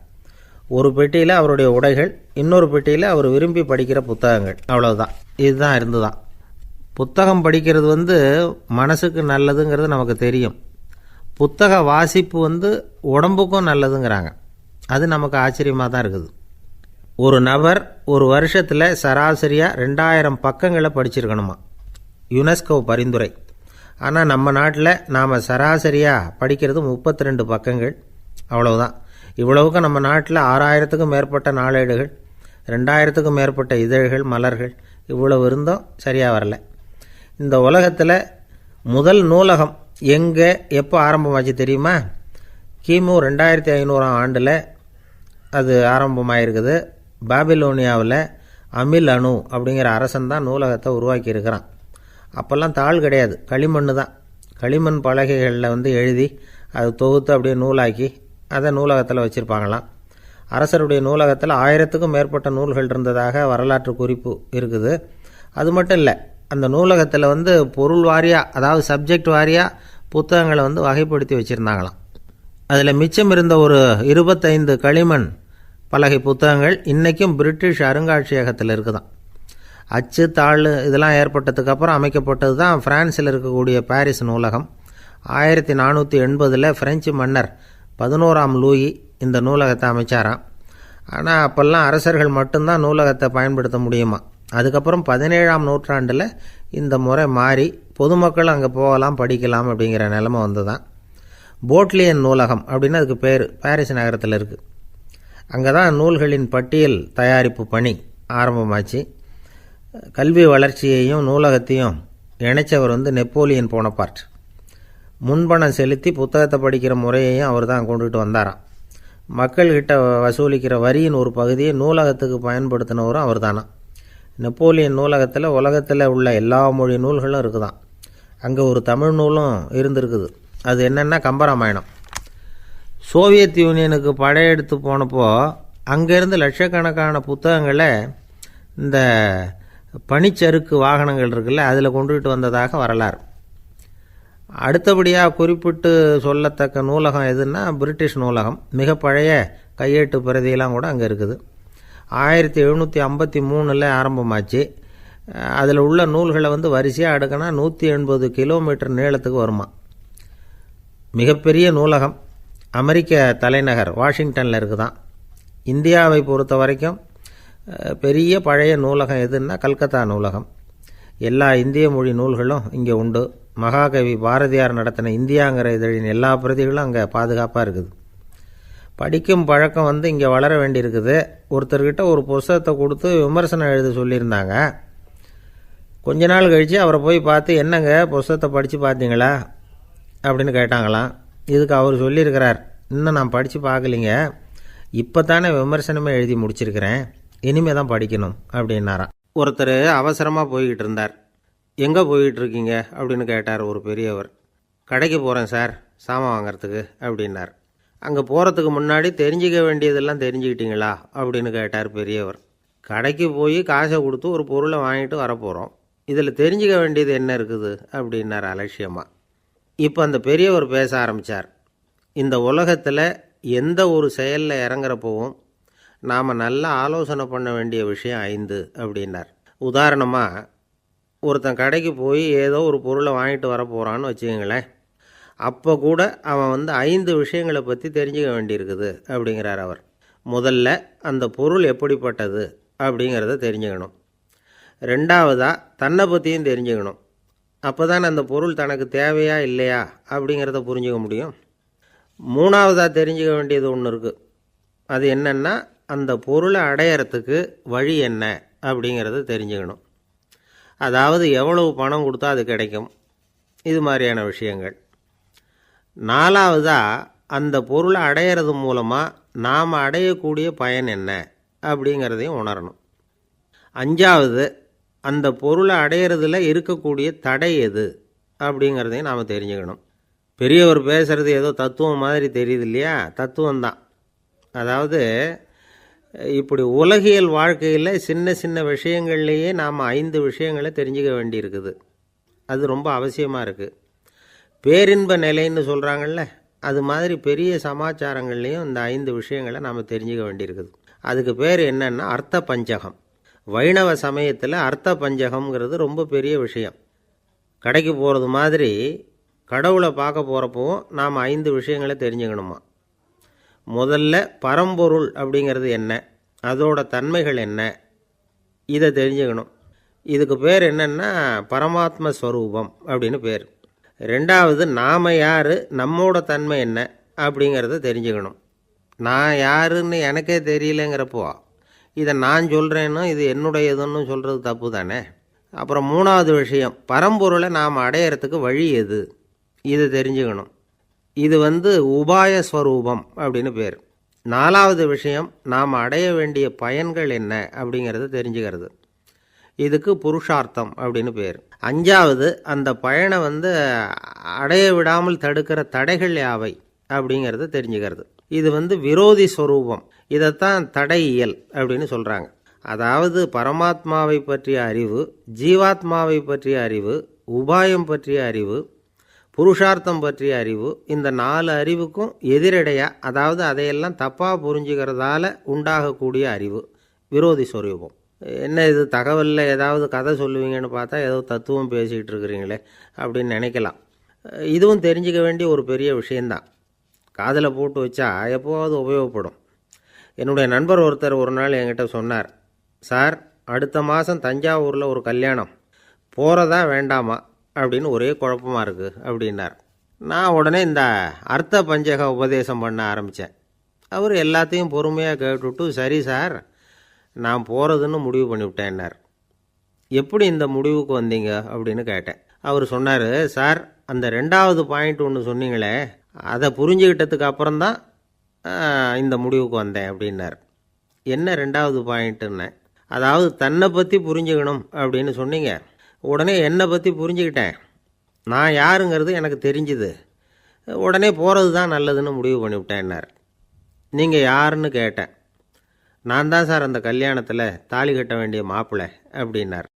அந்த காலத்தில் அண்ணாமலை ரெட்டியார்னு ஒருத்தர் இருந்தார். அவர் வெங்கனூர் அப்படிங்கிற கிராமத்தில் இருந்தார். அங்கேருந்து விருத்தாசலம் கோவிலுக்கு தவறாமல் போயிட்டு வந்துக்கிட்டு இருந்தார். இடையில் வெள்ளாறு, அதில் ஒரு சமயம் வெள்ளம் வந்துட்டுது. இவரால் போக முடியல. அதோட விளைவு வெங்கனூர்லேயே ஒரு கோவில் கட்டணும் அப்படின்னு முடிவு பண்ணார், சிவாலயம். அந்த சமயத்தில் வடநாட்டில் பஞ்சம். அதனால் அங்கே இருந்த பல சிற்பிகள் தென்னாட்டை நோக்கி வர ஆரம்பித்தாங்க. அவங்க வெங்கனூர் வழியாக வர்றது தெரிஞ்சதும் இவர் போய் பார்த்தார். இங்கே ஒரு கோவில் கட்டணும், அதுக்கு நீங்கள் உதவணும்னார். பஞ்ச காலத்தில் இப்படி ஒரு வாய்ப்பு கிடைச்சதில் அவங்களுக்கும் ரொம்ப மகிழ்ச்சி. உற்சாகத்தோடு ஒத்துக்கிட்டாங்க. ஆலய திருப்பணி ஆரம்பமாச்சு.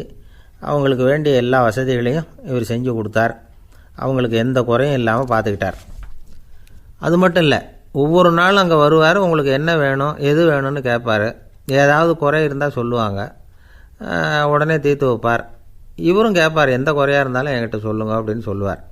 அதை தவிர இவராகவே கவனித்தும் அவங்களுக்கு என்னென்ன தேவைங்கிறத கண்டுபிடிச்சி அதையெல்லாம் கொடுத்துக்கிட்டு இருப்பார். என்ன தேவைன்னாலும் அதை நிறைவேற்றி வச்சுருவார்.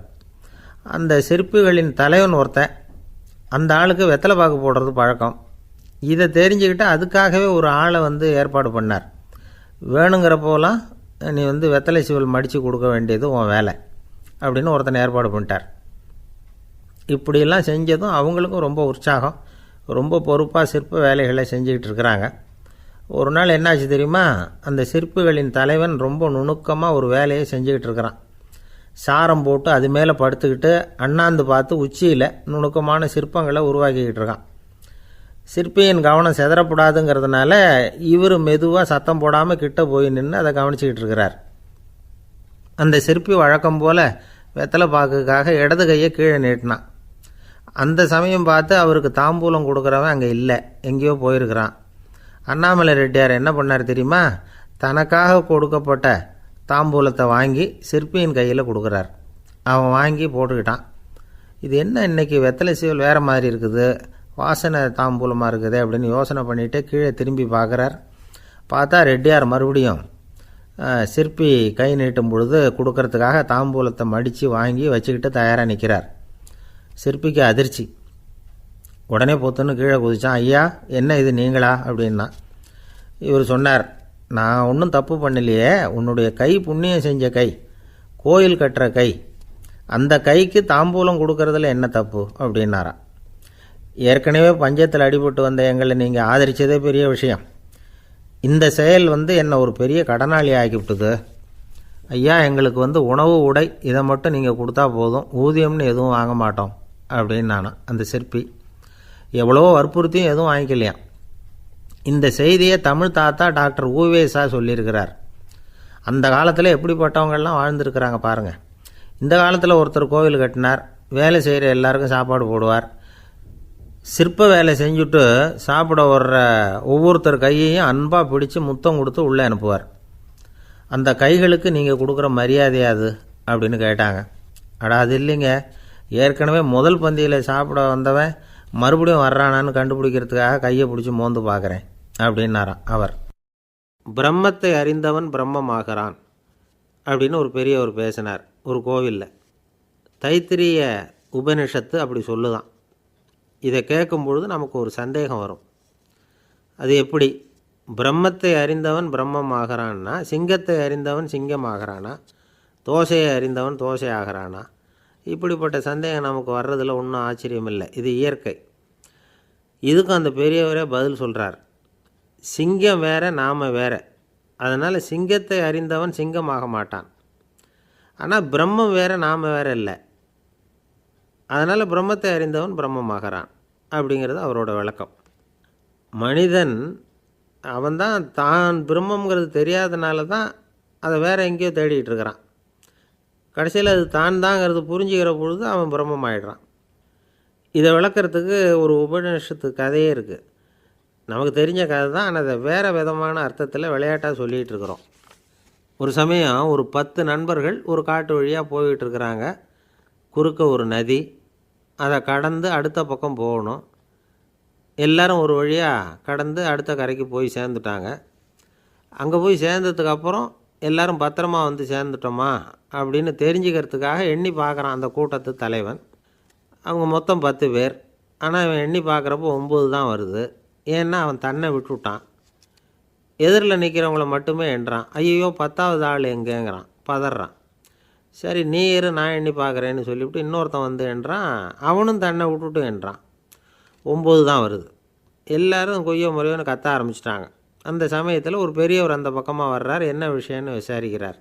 10வது ஆள் 6 அடிச்சுட்டு போட்டுது அப்படின்னு சொல்லி இவங்க அழறாங்க. சரி அழாதீங்க அப்படின்னு சொல்லி அந்த தலைவனை பார்த்து இப்படி வாங்குறார். வர்றான். இப்போ எனக்கு முன்னாடி ஒரு தரம் எண்ணு பார்க்கலாம்ங்கிறார். 1 2 3ன்னு ஆரம்பித்து 9ல் முடிக்கிறான். உடனே பெரியவர் நீ தான் அந்த 10வது ஆள் அப்படிங்கிறார். இது உண்மை. நாம் தான் அது. நாம் தான் நம்மளை வேறு எங்கேயோ தேடிகிட்டு இருக்கிறோம். நாம் எங்கேயோ தேடிகிட்டு இருக்கிறோமே, அந்த பிரம்மம் நாம் தான். இப்படி ஒரு பெரிய உண்மையை விளக்கிறதுக்காக தான் அப்படி ஒரு கதை சொல்லப்பட்டது. ஆனால் அதை நாம் வேறு விதமாக வேடிக்கையாக உபயோகப்படுத்திக்கிட்டு இருக்கிறோம். எப்படி தெரியுமா, ஒரு ஆத்தங்கரையில் ஒரு 10 பேர் முழிச்சுக்கிட்டே நின்றுக்கிட்டு இருந்தாங்களாம். அந்த பக்கமாக வந்த ஒருத்தன் ஏன் இப்படி முழிச்சுக்கிட்டு நிற்கிறீங்கன்னு கேட்டிருக்கிறான். எங்களுக்கு நீச்சல் தெரியாது, நாங்கள்லாம் அடுத்த கரைக்கு போய் சேரணும் அப்படின்னு நாங்களாம். சரி நான் கொண்டுட்டு போய் விட்றேன்.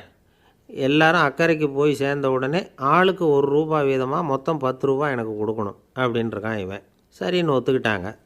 இவன் ஒவ்வொருத்தராக கையை பிடிச்சி மெதுவாக ஆற்றுல இறக்கி அழைச்சிட்டு போயிட்டான். 9 பேரை கரை சேர்த்துட்டான். 10வது ஆள் பாதி ஆற்றுல போயிட்டுருக்கிறப்போ திடீர்னு வெள்ளம் வந்துட்டுது. புடி நழுவி போச்சு. கையை விட்டுட்டான். வெள்ளம் அடிச்சிட்டு போட்டுது. அழைச்சிட்டு வந்தவன் நீச்சல் அடித்து தட்டு தடுமாறி கரைக்கு வந்து சேர்ந்துட்டான். கரையில் இருந்தவங்களுக்கு இந்த விஷயம் தெரியாது. இருந்தாலும் இவன் உடம்பு பூரா நனைஞ்சி கொஞ்சம் அதிகமாக மூச்சு வாங்க நின்றுக்கிட்டு இருந்தானா, ஏங்க ஏன் இப்படி மூச்சு வாங்குது, என்ன விஷயம் அப்படின்னு கேட்டாங்களாம். அதுக்கு இவன் கொஞ்சமாக அலட்டிக்காமல் சொன்னானான், வேறு ஒன்றும் இல்லை, நீங்கள் கொடுக்க வேண்டிய 10 ரூபாயில் 1 ரூபா குறைஞ்சி போச்சு, அவ்வளவுதான் அப்படின்னானான். ஒரு ஆள் ராமகிருஷ்ணரை தேடி வந்தான். அவன் கையில் 1000 பொற்காசுகள் வச்சுருந்தான். அதை அவர்கிட்ட கொடுத்து இதை ஏற்றுக்கணும் அப்படின்னு ரொம்ப பணிவாக கேட்டுக்கிட்டான். அவர் பார்த்தார், இது எனக்கு தேவையில்லை, ஆனாலும் உன்னுடைய மனசை புண்படுத்துறதுக்கு நான் விரும்பலை, அதனால் நீ கொடுக்குறத வாங்கிக்கிறேன்னார். வாங்கிக்கிட்டார். அப்புறம் கேட்டார், இதை பாரு, இனிமேல் இதெல்லாம் என்னுடையது தானே அப்படின்னார். ஆமாம், அதையெல்லாம் நான் உங்களுக்கே கொடுத்துட்டேன் அவன். சரி, இப்போ நீ எனக்காக ஒரு காரியம் பண்ணணும்னார். என்ன செய்யணும்னு சொல்லுங்கன்னா, இந்த நாணயங்களையெல்லாம் எடுத்துக்கிட்டு போய் கங்கை நதியில் எரிஞ்சுட்டு வா அப்படின்னார். இவனுக்கு அதிர்ச்சியாக போச்சு. என்ன பண்ணுறது, இனிமேல் அது முடியாதுன்னு சொல்ல முடியாது. ஏன்னா அந்த நாணயங்களையெல்லாம் அவருக்கே கொடுத்துட்டான். இனிமேல் அதெல்லாம் இவனுடையது இல்லை. பேசாமல் அவ்வளோவே அள்ளிக்கிட்டு ஆத்தங்கரைக்கு போனான். போனவன் ரொம்ப நேரம் திரும்பியே வரல. ராமகிருஷ்ணருக்கு சந்தேகம், என்ன ஆச்சு அந்த மனுஷனுக்கு, காசுகளோடு அந்த கங்கையில் குதிச்சுட்டானா, போகும்பொழுதே ஒரு மாதிரியாக தான் போனான், போய் என்னன்னு பார்த்துட்டு வாங்க அப்படின்னார். அங்கே இருந்த ஒருத்தர் ஓடி போய் பார்த்தார். அவர் போய் பார்க்கும்பொழுது அவன் அங்கேயே இருந்தான். அதுக்கப்புறம் அவர் திரும்பி வந்தார். வந்து விவரத்தை சொன்னார். அதாவது அவன் கங்கை கரையில் உட்காந்துக்கிட்டு ஒவ்வொரு நாணயமாக 1 2ன்னு எண்ணி எண்ணி வீசிக்கிட்டு இருக்கிறான். அவனை சுற்றி ஒரு கும்பல் நின்றுக்கிட்டு அவனை தடுத்துக்கிட்டு இருக்குது அப்படின்னு விவரத்தை சொன்னார் போயிட்டு வந்தவர். இதை கேட்டதும் ராமகிருஷ்ணரே புறப்பட்டு அங்கே போனாராம். என்ன இப்படி பண்ணிகிட்ருக்கிற, நான் உன்னை அந்த நாணயங்களை கங்கையில் வீசி எறிய சொன்னேன், நீ ஏன் அதை எண்ணிக்கிட்டு இருக்கிற அப்படின்னார். பழக்கம்தான் காரணம், நான் ஒவ்வொரு நாளும் ஒவ்வொன்றா சேமித்து வச்சேன், இன்றைக்கி என்கிட்ட நிறைய இருக்குது, உங்களுக்கு ஒரு 1000 நாணயங்களை கொடுக்கணுங்கிறது என்னோடய ஆசை அப்படின்னா. இப்போ ராமகிருஷ்ணர் சொன்னார், ஒரே நேரத்தில் எல்லாத்தையும் சம்பாதிச்சிருந்தா நீ எண்ணுறது பொருத்தமாக இருக்கும், எல்லாத்தையும் இழக்கும்போது ஒவ்வொன்றா எண்ணிக்கிட்டு இழக்கிறதுங்கிறது சரியான செயல் இல்லை, அதனால் ஒரே தடவையாக எல்லாத்தையும் தூக்கி எறிஞ்சிடும் அப்படின்னார். இது இழப்பது அப்படிங்கிற ஒரு உயர்ந்த நிலை. இதை நாம் யதார்த்த வாழ்க்கையில் சம்மந்தப்படுத்தி பார்த்து குழப்பிக்கிட்டு இருக்கக்கூடாது. இழக்கிறேன்னு சொல்லிக்கிட்டு இருக்கிற காசையெல்லாம் ஆற்றுலையும் குளத்துலையும் கொண்டு போய் எறிஞ்சிட்டு வாங்க அப்படின்னு உபதேசம் பண்ணுறதாக யாரும் நினச்சிடக்கூடாது. இதில் நாம் புரிஞ்சிக்க வேண்டியது என்னென்னா, எதையாவது ஒன்றை இன்னொருத்தருக்கு கொடுக்கணும் அப்படின்னு விருப்பப்பட்டால் அதை மனப்பூர்வமாக கொடுத்துடணும். கொடுத்துட்டு அதையே நினச்சிக்கிட்டு இருக்கக்கூடாது. நம்மால் ஒருத்தர் ஒரு 100 ரூபா நோட்டை தன்னுடைய நண்பர் ஒருத்தர்கிட்ட கொடுத்து, இது உனக்கு தான் வச்சுக்கோ அப்படின்னார். அவர் பார்த்தார், இது இனிமேல் எனக்கு தானே சொந்தம் அப்படின்னார். ஆமான்னார் அவர். அப்படின்னா எனக்காக நீ ஒரு உதவி செய்யணும்னார். சொல்லுங்கள் செய்கிறேன்னார் அவர். இந்த 100 ரூபா நோட்டை தீ வச்சு கொளுத்தி விடுன்னார். இவர் அதிர்ச்சியாகி அவரை பார்த்தார். இப்போ அவர் சொன்னார், நீ எனக்கு அன்பாக கொடுத்தது இது, இந்த நோட்டு கள்ள நோட்டுங்கிறது எனக்கு முன்னாடியே தெரியும், சீக்கிரம் கொளுத்தி விடு, அதுதான் நம்ம 2 பேருக்குமே நல்லது அப்படின்னாராம் அவர். ஏங்க எங்கே போயிட்டு வரீங்க அப்படின்னு கேட்டேன். எனக்கு வேண்டப்பட்ட ஒருத்தரை பார்த்து. ஆஸ்பத்திரிக்குன்னார். எந்த ஆஸ்பத்திரிக்குன்னே? மாட்டு ஆஸ்பத்திரிக்குன்னார். என்ன விஷயம்னே? மாமனாருக்கு உடம்பு சரியில்லை, அதுதான் மாட்டு ஆஸ்பத்திரிக்கு போயிட்டு வரேன்னார். அட பாவி, அதுக்கு அந்த ஆஸ்பத்திரிக்காக போவாங்க அப்படின்னு ஆச்சரியமா.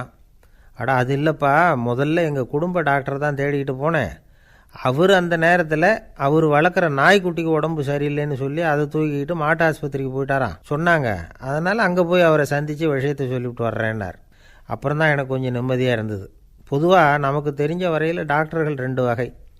நமக்கு வைத்தியம் பண்ணுற டாக்டர்கள் ஒரு வகை, நம்மக்கிட்ட இருக்கிற ஆடு மாடு கோழிக்கு வைத்தியம் பண்ணுற டாக்டர்கள் ஒரு வகை.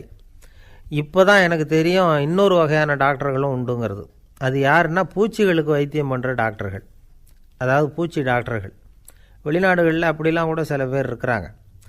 பிரிட்டனில் யார்க்ஷயர் வட்டாரத்தில் ராதர்ஹாம் அப்படின்னு ஒரு ஊர், அங்கே ஒரு விலங்கியல் மருத்துவர் பேர் டாக்டர் லான்ஸ் ஜெப்சன்.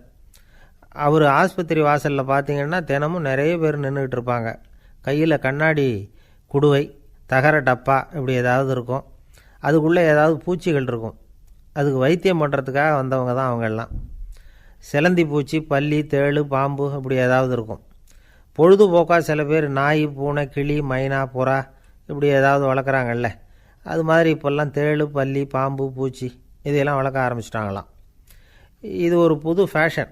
இப்போ கூண்டுக்குள்ளே டப்பாக்குள்ளே போட்டு வளர்க்குறது, அதுக்கு ஏதாவது நோய் வந்துட்டுதுன்னா வைத்தியம் பண்ணுறதுக்கு டாக்டர்கிட்ட வந்துட வேண்டியது, இப்படி இந்த பழக்கம்லாம் நிறையா வந்துட்டுது. ரத்தம் உறிஞ்சிற அட்டைகள் கூட இவங்ககிட்ட வைத்தியத்துக்கு வருதான். சிலந்திகளில் செங்கால் சிலந்தின்னு ஒரு வகை. மத்திய அமெரிக்க காடுகளில் இது அதிகம். சிலந்திகள்லேயே ரொம்ப விலை உசந்தது இந்த ரகம்தான். கால்களில் சிவப்பு கோடுகள் இருக்கும். இந்த இனம் இப்போ குறைஞ்சிக்கிட்டே வர்றதுனால சர்வதேச விதிகளின்படி இவற்றின் ஏற்றுமதி இறக்குமதிக்கு தடை விதிக்கப்பட்டிருக்குது. அதனால் இதை வளர்க்குறவங்க வீட்டுக்குள்ளேயே இனவிருத்தி மூலமாக பெருக்கி விற்பனை பண்ணிட்டு வராங்களாம். அந்த வகை சிலந்திகள் தான் இப்போ வைத்தியத்துக்கு அதிகமாக வருதான். சரி, இதுக்கெல்லாம் எப்படி வைத்தியம் பண்ணுறாங்க? முதல்ல அதை குளிர்பதன பெட்டியின் வழுவழுப்பான சுவரில் விட்ட உடனே அதெல்லாம் மெதுவாக இறங்கி வரும். அப்போ அதன் நோயை கண்டுபிடிக்கிறது சுலபம். அப்புறம் அதுக்கு கிருமிகளை கொல்லக்கூடிய மருந்துகளையோ வலி நிவாரண மருந்துகளையோ கொடுப்பாங்க. கால் உடைஞ்ச சிலந்திகளுக்கு பசையை கொண்டு ஆப்ரேஷன் பண்ணுவாங்க. சில சிலந்திகளுக்கு உடைஞ்ச காலை எடுத்துட்டா புதிய கால் வளர்ந்துடும். சிலந்திகளை மனிதர்கள் கையில் எடுக்கிறப்போ அது பயந்து போய் கீழே குதிக்குது. அதனால் கால் உடஞ்சி விடுது, இல்லைன்னா வயிறு சேதமடையுது. அந்த நிலைமையில் வர்ற சிலந்திகளுக்கு மயக்க மருந்து கொடுத்து ஆப்ரேஷன்லாம் கூட பண்ணுறாங்களாம். பார்த்திங்களா பூச்சிகளுக்கு வந்த வாழ்வே. நம்ம ஊர்லேயும் வீடுகளில் பூச்சிகள் வளர்க்குறது உண்டு. ஒருத்தர் வந்தார், எனக்கு 3000 கரப்பாம்பூச்சி அவசரமாக தேவைப்படுது, எங்கே கிடைக்கும்னு கேட்டார். கரப்பாம்பூச்சியா? அது என்னத்துக்குன்னு கேட்டோம். அது வேறு ஒன்றும் இல்லை, நான் குடியிருக்கிற வாடகை வீட்டை காலி பண்ண போகிறேன். வீட்டு சொந்தக்காரர் என்ன சொல்கிறாருன்னா, இந்த வீட்டுக்கு நான் குடி வந்தப்போ எப்படி இருந்ததோ அதே நிலைமையில் விட்டுட்டு போகணும்னு வீட்டுக்காரர் சொல்லியிருக்கிறார், அதனால தான் கேட்டேன் அப்படின்னார். ஒரு தந்தை தன்னோட பிள்ளைய ரொம்ப தைரியசாலியாக வளர்க்கணும்னு ஆசைப்பட்டார். அதுக்காக அவனை கூப்பிட்டு உட்கார வச்சு இப்படி உபதேசம் பண்ணார். இதை பாருப்பா, நான் உன்னாட்டம் இருக்கிறப்போலாம் எதுக்கும் பயப்பட மாட்டேன், ரொம்ப துணிச்சலாக இருப்பேன். ஒரு நாள் ஒரு அப்பாவி எலியை ஒரு பூனை துரத்திட்டு ஓடிச்சு. நான் உடனே என்ன செஞ்சேன் தெரியுமா? அந்த பூனையை பிடிச்சேன், அது வாலில் ஒரு பட்டாசு சரத்தை கட்டினேன், கொளுத்தி விட்டேன். படபடன்னு வெடிக்க ஆரம்பிச்சுட்டுது. அது துள்ளிக்கிட்டு அங்கேயும் இங்கேயும் ஓடி இருக்கு பாரு ஓட்டம், ரொம்ப தமாஷு அப்படின்னார் அப்பா. இப்படி சொல்லிவிட்டு பையனை பார்த்து, இதை கேட்குறதுக்கு உனக்கும் துணிச்சல் வருதா? நான் என்னுடைய செயலை நீ கேட்குறப்போ உனக்கு துணிச்சல் வருதா அப்படின்னு கேட்டார். வருதுன்னா பையன். எப்படின்னா அப்படிங்கிற விவரத்தையும் சொன்னான் அவன். அதாவது எலியை விரட்டினத்துக்காக பூனை வாலில் பட்டாசு கொளுத்துனீங்க நீங்கள், பூனையை விரட்டினத்துக்காக உங்கள் கழுத்தில் பட்டாசு சரத்தை மாட்டினா என்னென்னு தோணுது எனக்கு அப்படின்னு நான் பையன். பையனோட துணிச்சல் அப்பாவே நடுங்க வச்சுட்டுது. அது சரி, ஒரு அப்பா பிள்ளைக்கு இப்படியா உபதேசம் பண்ணுறது? எல்லாருக்கிட்டையும் அன்பாக பழகிறது எப்படி அப்படின்னு சொல்லி கொடுக்கணும். பிஞ்சு உள்ளங்களில் நஞ்சை தூவலாமா? ஒரு நாள் விநாயகர் ஒரு பூனையோடு விளையாடிக்கிட்டு இருந்தாராம். அப்படி ஆசையாக விளையாடிக்கிட்டு இருந்தப்போ அவரோட கை நகம் தவறுதெல்லாம் பூனையோட முகத்தில் பட்டுட்டு தான். அது ஒரு சின்ன கீரெல்லாம் உண்டாகி விட்டுது. அப்பா அவர் அதை ஒரு பெருசாக நினைக்கல. கொஞ்ச நேரத்துக்கு அப்புறம் விநாயகர் வீட்டுக்கு வந்தார். அவங்க அம்மா பார்வதி தேவியை பார்த்தார். பார்வதி தேவி கன்னத்தில் விரலால் கீறினது மாதிரி ஒரு அடையாளம் இருந்தது. விநாயகருக்கு அதிர்ச்சி, ஆச்சரியம். நம்ம அம்மா இந்த உலகத்துக்கே தாயார், அப்பேற்பட்ட அவங்க முகத்திலேயே கீறலை உண்டாக்கக்கூடியவங்க யாராக இருக்க முடியும் அப்படின்னு யோசனை பண்ணார். தாயே, உன்னுடைய கன்னத்தில் இந்த வடு எப்படிம்மா ஏற்பட்டதுன்னு கேட்டார். குழந்தாய், இது நீ செஞ்ச காரியம்தான்ப்பா, உன்னுடைய கை நகம் கீறினதுனால ஏற்பட்ட வடு தான் இது அப்படின்னாங்க அவங்க. விநாயகர் திடுக்கிட்டு போட்டார். எப்படிம்மா அது? நான் எந்த காலத்துலேயும் ஒன்று அப்படி கீறினதாக எனக்கு நினைவு இல்லையே அப்படின்னார். இன்னைக்கு காலையில் ஒரு பூனையை கீறினதை நீ மறந்துட்டியா அப்படின்னாங்க அந்த அம்மா. விநாயகர் திகைச்சு போய் நின்னார். பார்வதி தேவி சொன்னாங்க, இதை பார்ப்பா, இந்த உலகத்தில் இருக்கக்கூடிய எல்லா உயிர்கள்லேயும் நான் இருக்கிறேன், நான் தான் இந்த உலகமாக ஆகியிருக்கிறேன். ஆகையினால நீ யாரை துன்புறுத்தினாலும் அது உண்மையிலேயே என்ன துன்புறுத்தினதாக தான் முடியும் அப்படின்னாங்க. விநாயகர் மனசுக்குள்ளே ஒரு வெளிச்சம் ஏற்பட்டு தான். அதுக்கப்புறம் அவர் யாரையுமே கல்யாணம் பண்ணிக்காததுக்கு அதுதான் காரணமாக. இந்த உலகத்தில் எல்லாரையும், இங்கே இருக்கிற எல்லாத்தையும் தாயின் வடிவமாக அவர் பார்க்க ஆரம்பிச்சிட்டாராம். குருதேவர் ராமகிருஷ்ணர் இந்த கதையை எடுத்து சொல்லியிருக்கிறார். நபிகள் நாயகம் ஒரு தடவை ஒரு நாற்காலியில் உட்காந்து என்னமோ யோசனை பண்ணிகிட்டு இருந்திருக்கிறார். அப்போ அவரோட உடையில் ஒரு கீழ்ப்பகுதி தரையில் படிஞ்சு கிடந்திருக்குது. அங்கே விளையாடிக்கிட்டு இருந்த ஒரு பூனை அது மேலே வந்து படுத்து தூங்கி போச்சு. தொழுகை செய்ய வேண்டிய நேரம் வந்துட்டது. நபிகள் நாயகம் எழுந்திருக்க பார்த்தார். அப்போ தான் பூனை தன்னோட உடை மேலே படுத்து தூங்கிட்டு இருக்கிறது கண்ணில் படுது.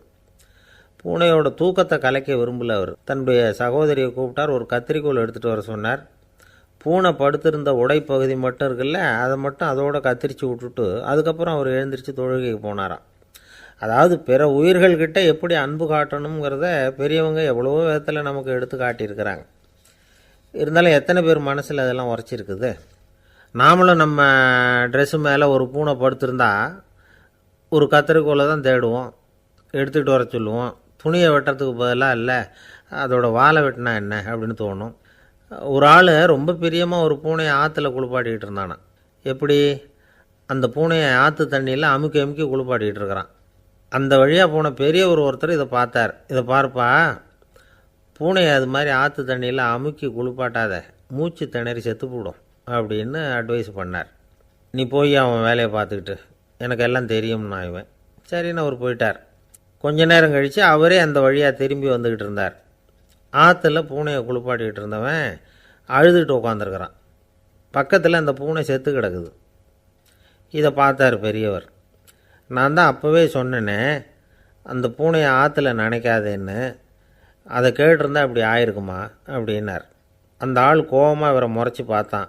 அட போய்யா, இந்த பூனை ஆற்றுல குளித்ததுனால ஒன்றும் செத்து போகல, குளித்ததுக்கப்புறம் அதோட உடம்பு ஈரமாக இருக்குதுன்னு அதை புழிஞ்சேன், அதனால தான் இப்படி ஆயிட்டுது அப்படின்னு. உலகத்தில் எது எதுக்கும் ஆராய்ச்சி கூடங்கள் இருக்குதுல்ல, அது மாதிரி தூக்கத்தை பற்றி ஆராய்ச்சி பண்ணுறதுக்கு ஒரு ஆராய்ச்சி கூடம் இருக்குது. அப்படி ஆராய்ச்சி பண்ணணும்னா அதுக்கு மூழ்கிக்கிட்டு இருக்கணும்ல. அதனால தான் அந்த ஆராய்ச்சி கூடம் இங்கே இல்லை. அமெரிக்காவில் பாஸ்டன் பல்கலைக்கழக மருத்துவமனையில் அது இருக்குது. அங்கே தூக்கத்தை பற்றி பலவிதமான ஆராய்ச்சிகள் பண்ணிகிட்டு இருக்கிறாங்க. அந்த ஆராய்ச்சி கூடத்தில் இயக்குனராக இருக்கிற ஒரு நிபுணர் அவர் என்ன சொல்கிறார் தெரியுமா? உங்களுக்கு தூக்கம் வரலையா, நீங்கள் நல்லா தூங்கிறதுக்கு தாராளமாக சில யோசனைகளை என்னால் சொல்ல முடியும் அப்படிங்கிறார். யோசனை தானே, காசா பணமாக கேட்டு வச்சுக்கலாமே. உணவு, மனநிலை, தூங்கும் இடத்தோட சூழ்நிலை, படுக்கைக்கு செல்கிறப்போ உள்ள பழக்க வழக்கங்கள், இது காரணமாக ஒருத்தருக்கு தூக்கம் வராமல் போகலாம். தூக்கம் வராததுக்கு இதுதான் காரணம்னா அதையெல்லாம் சுலபமாக கட்டுப்படுத்தலாங்கிறார் அவர். தூக்கத்தை வரவழைக்கக்கூடிய ஒரு நல்ல மருந்து உடற்பயிற்சி.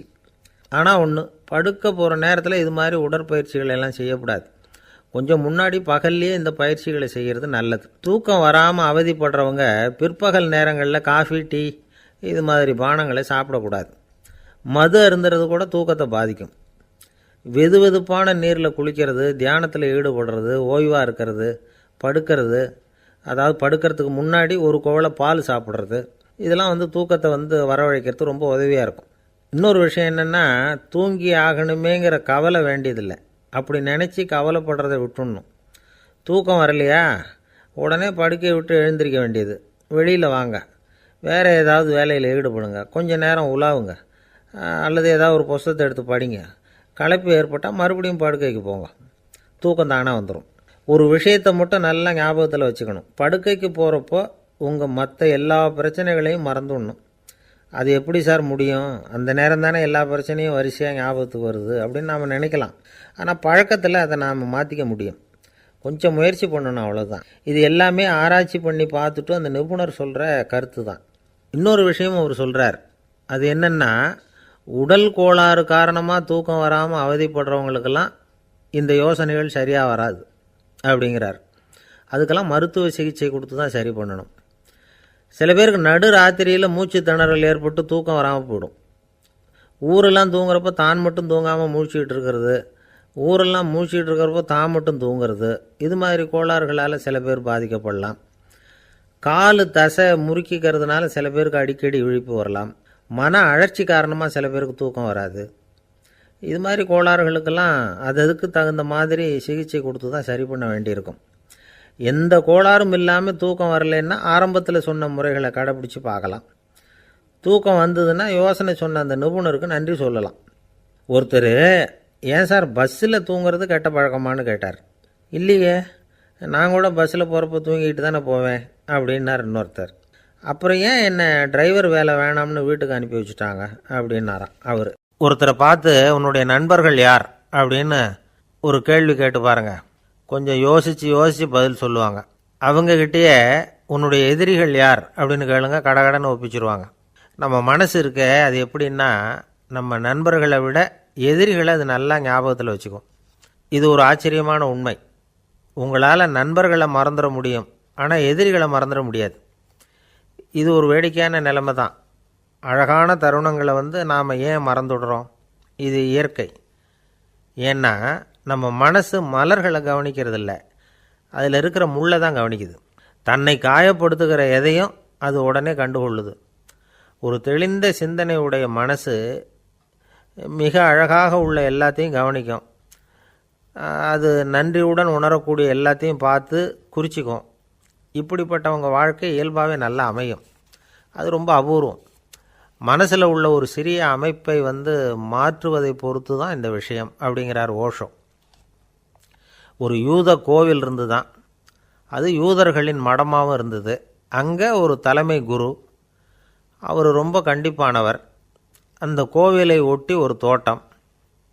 ஒரு நாள் காலையில் அந்த தோட்டத்தில் 2 இளம் யூதர்கள் நடந்து போய்கிட்டு இருக்கிறாங்க. காலையில் 1 மணி நேரம், மாலையில் 1 மணி நேரம் அவங்க அந்த தோட்டத்தில் நடக்கிறதுக்கு அனுமதி உண்டு.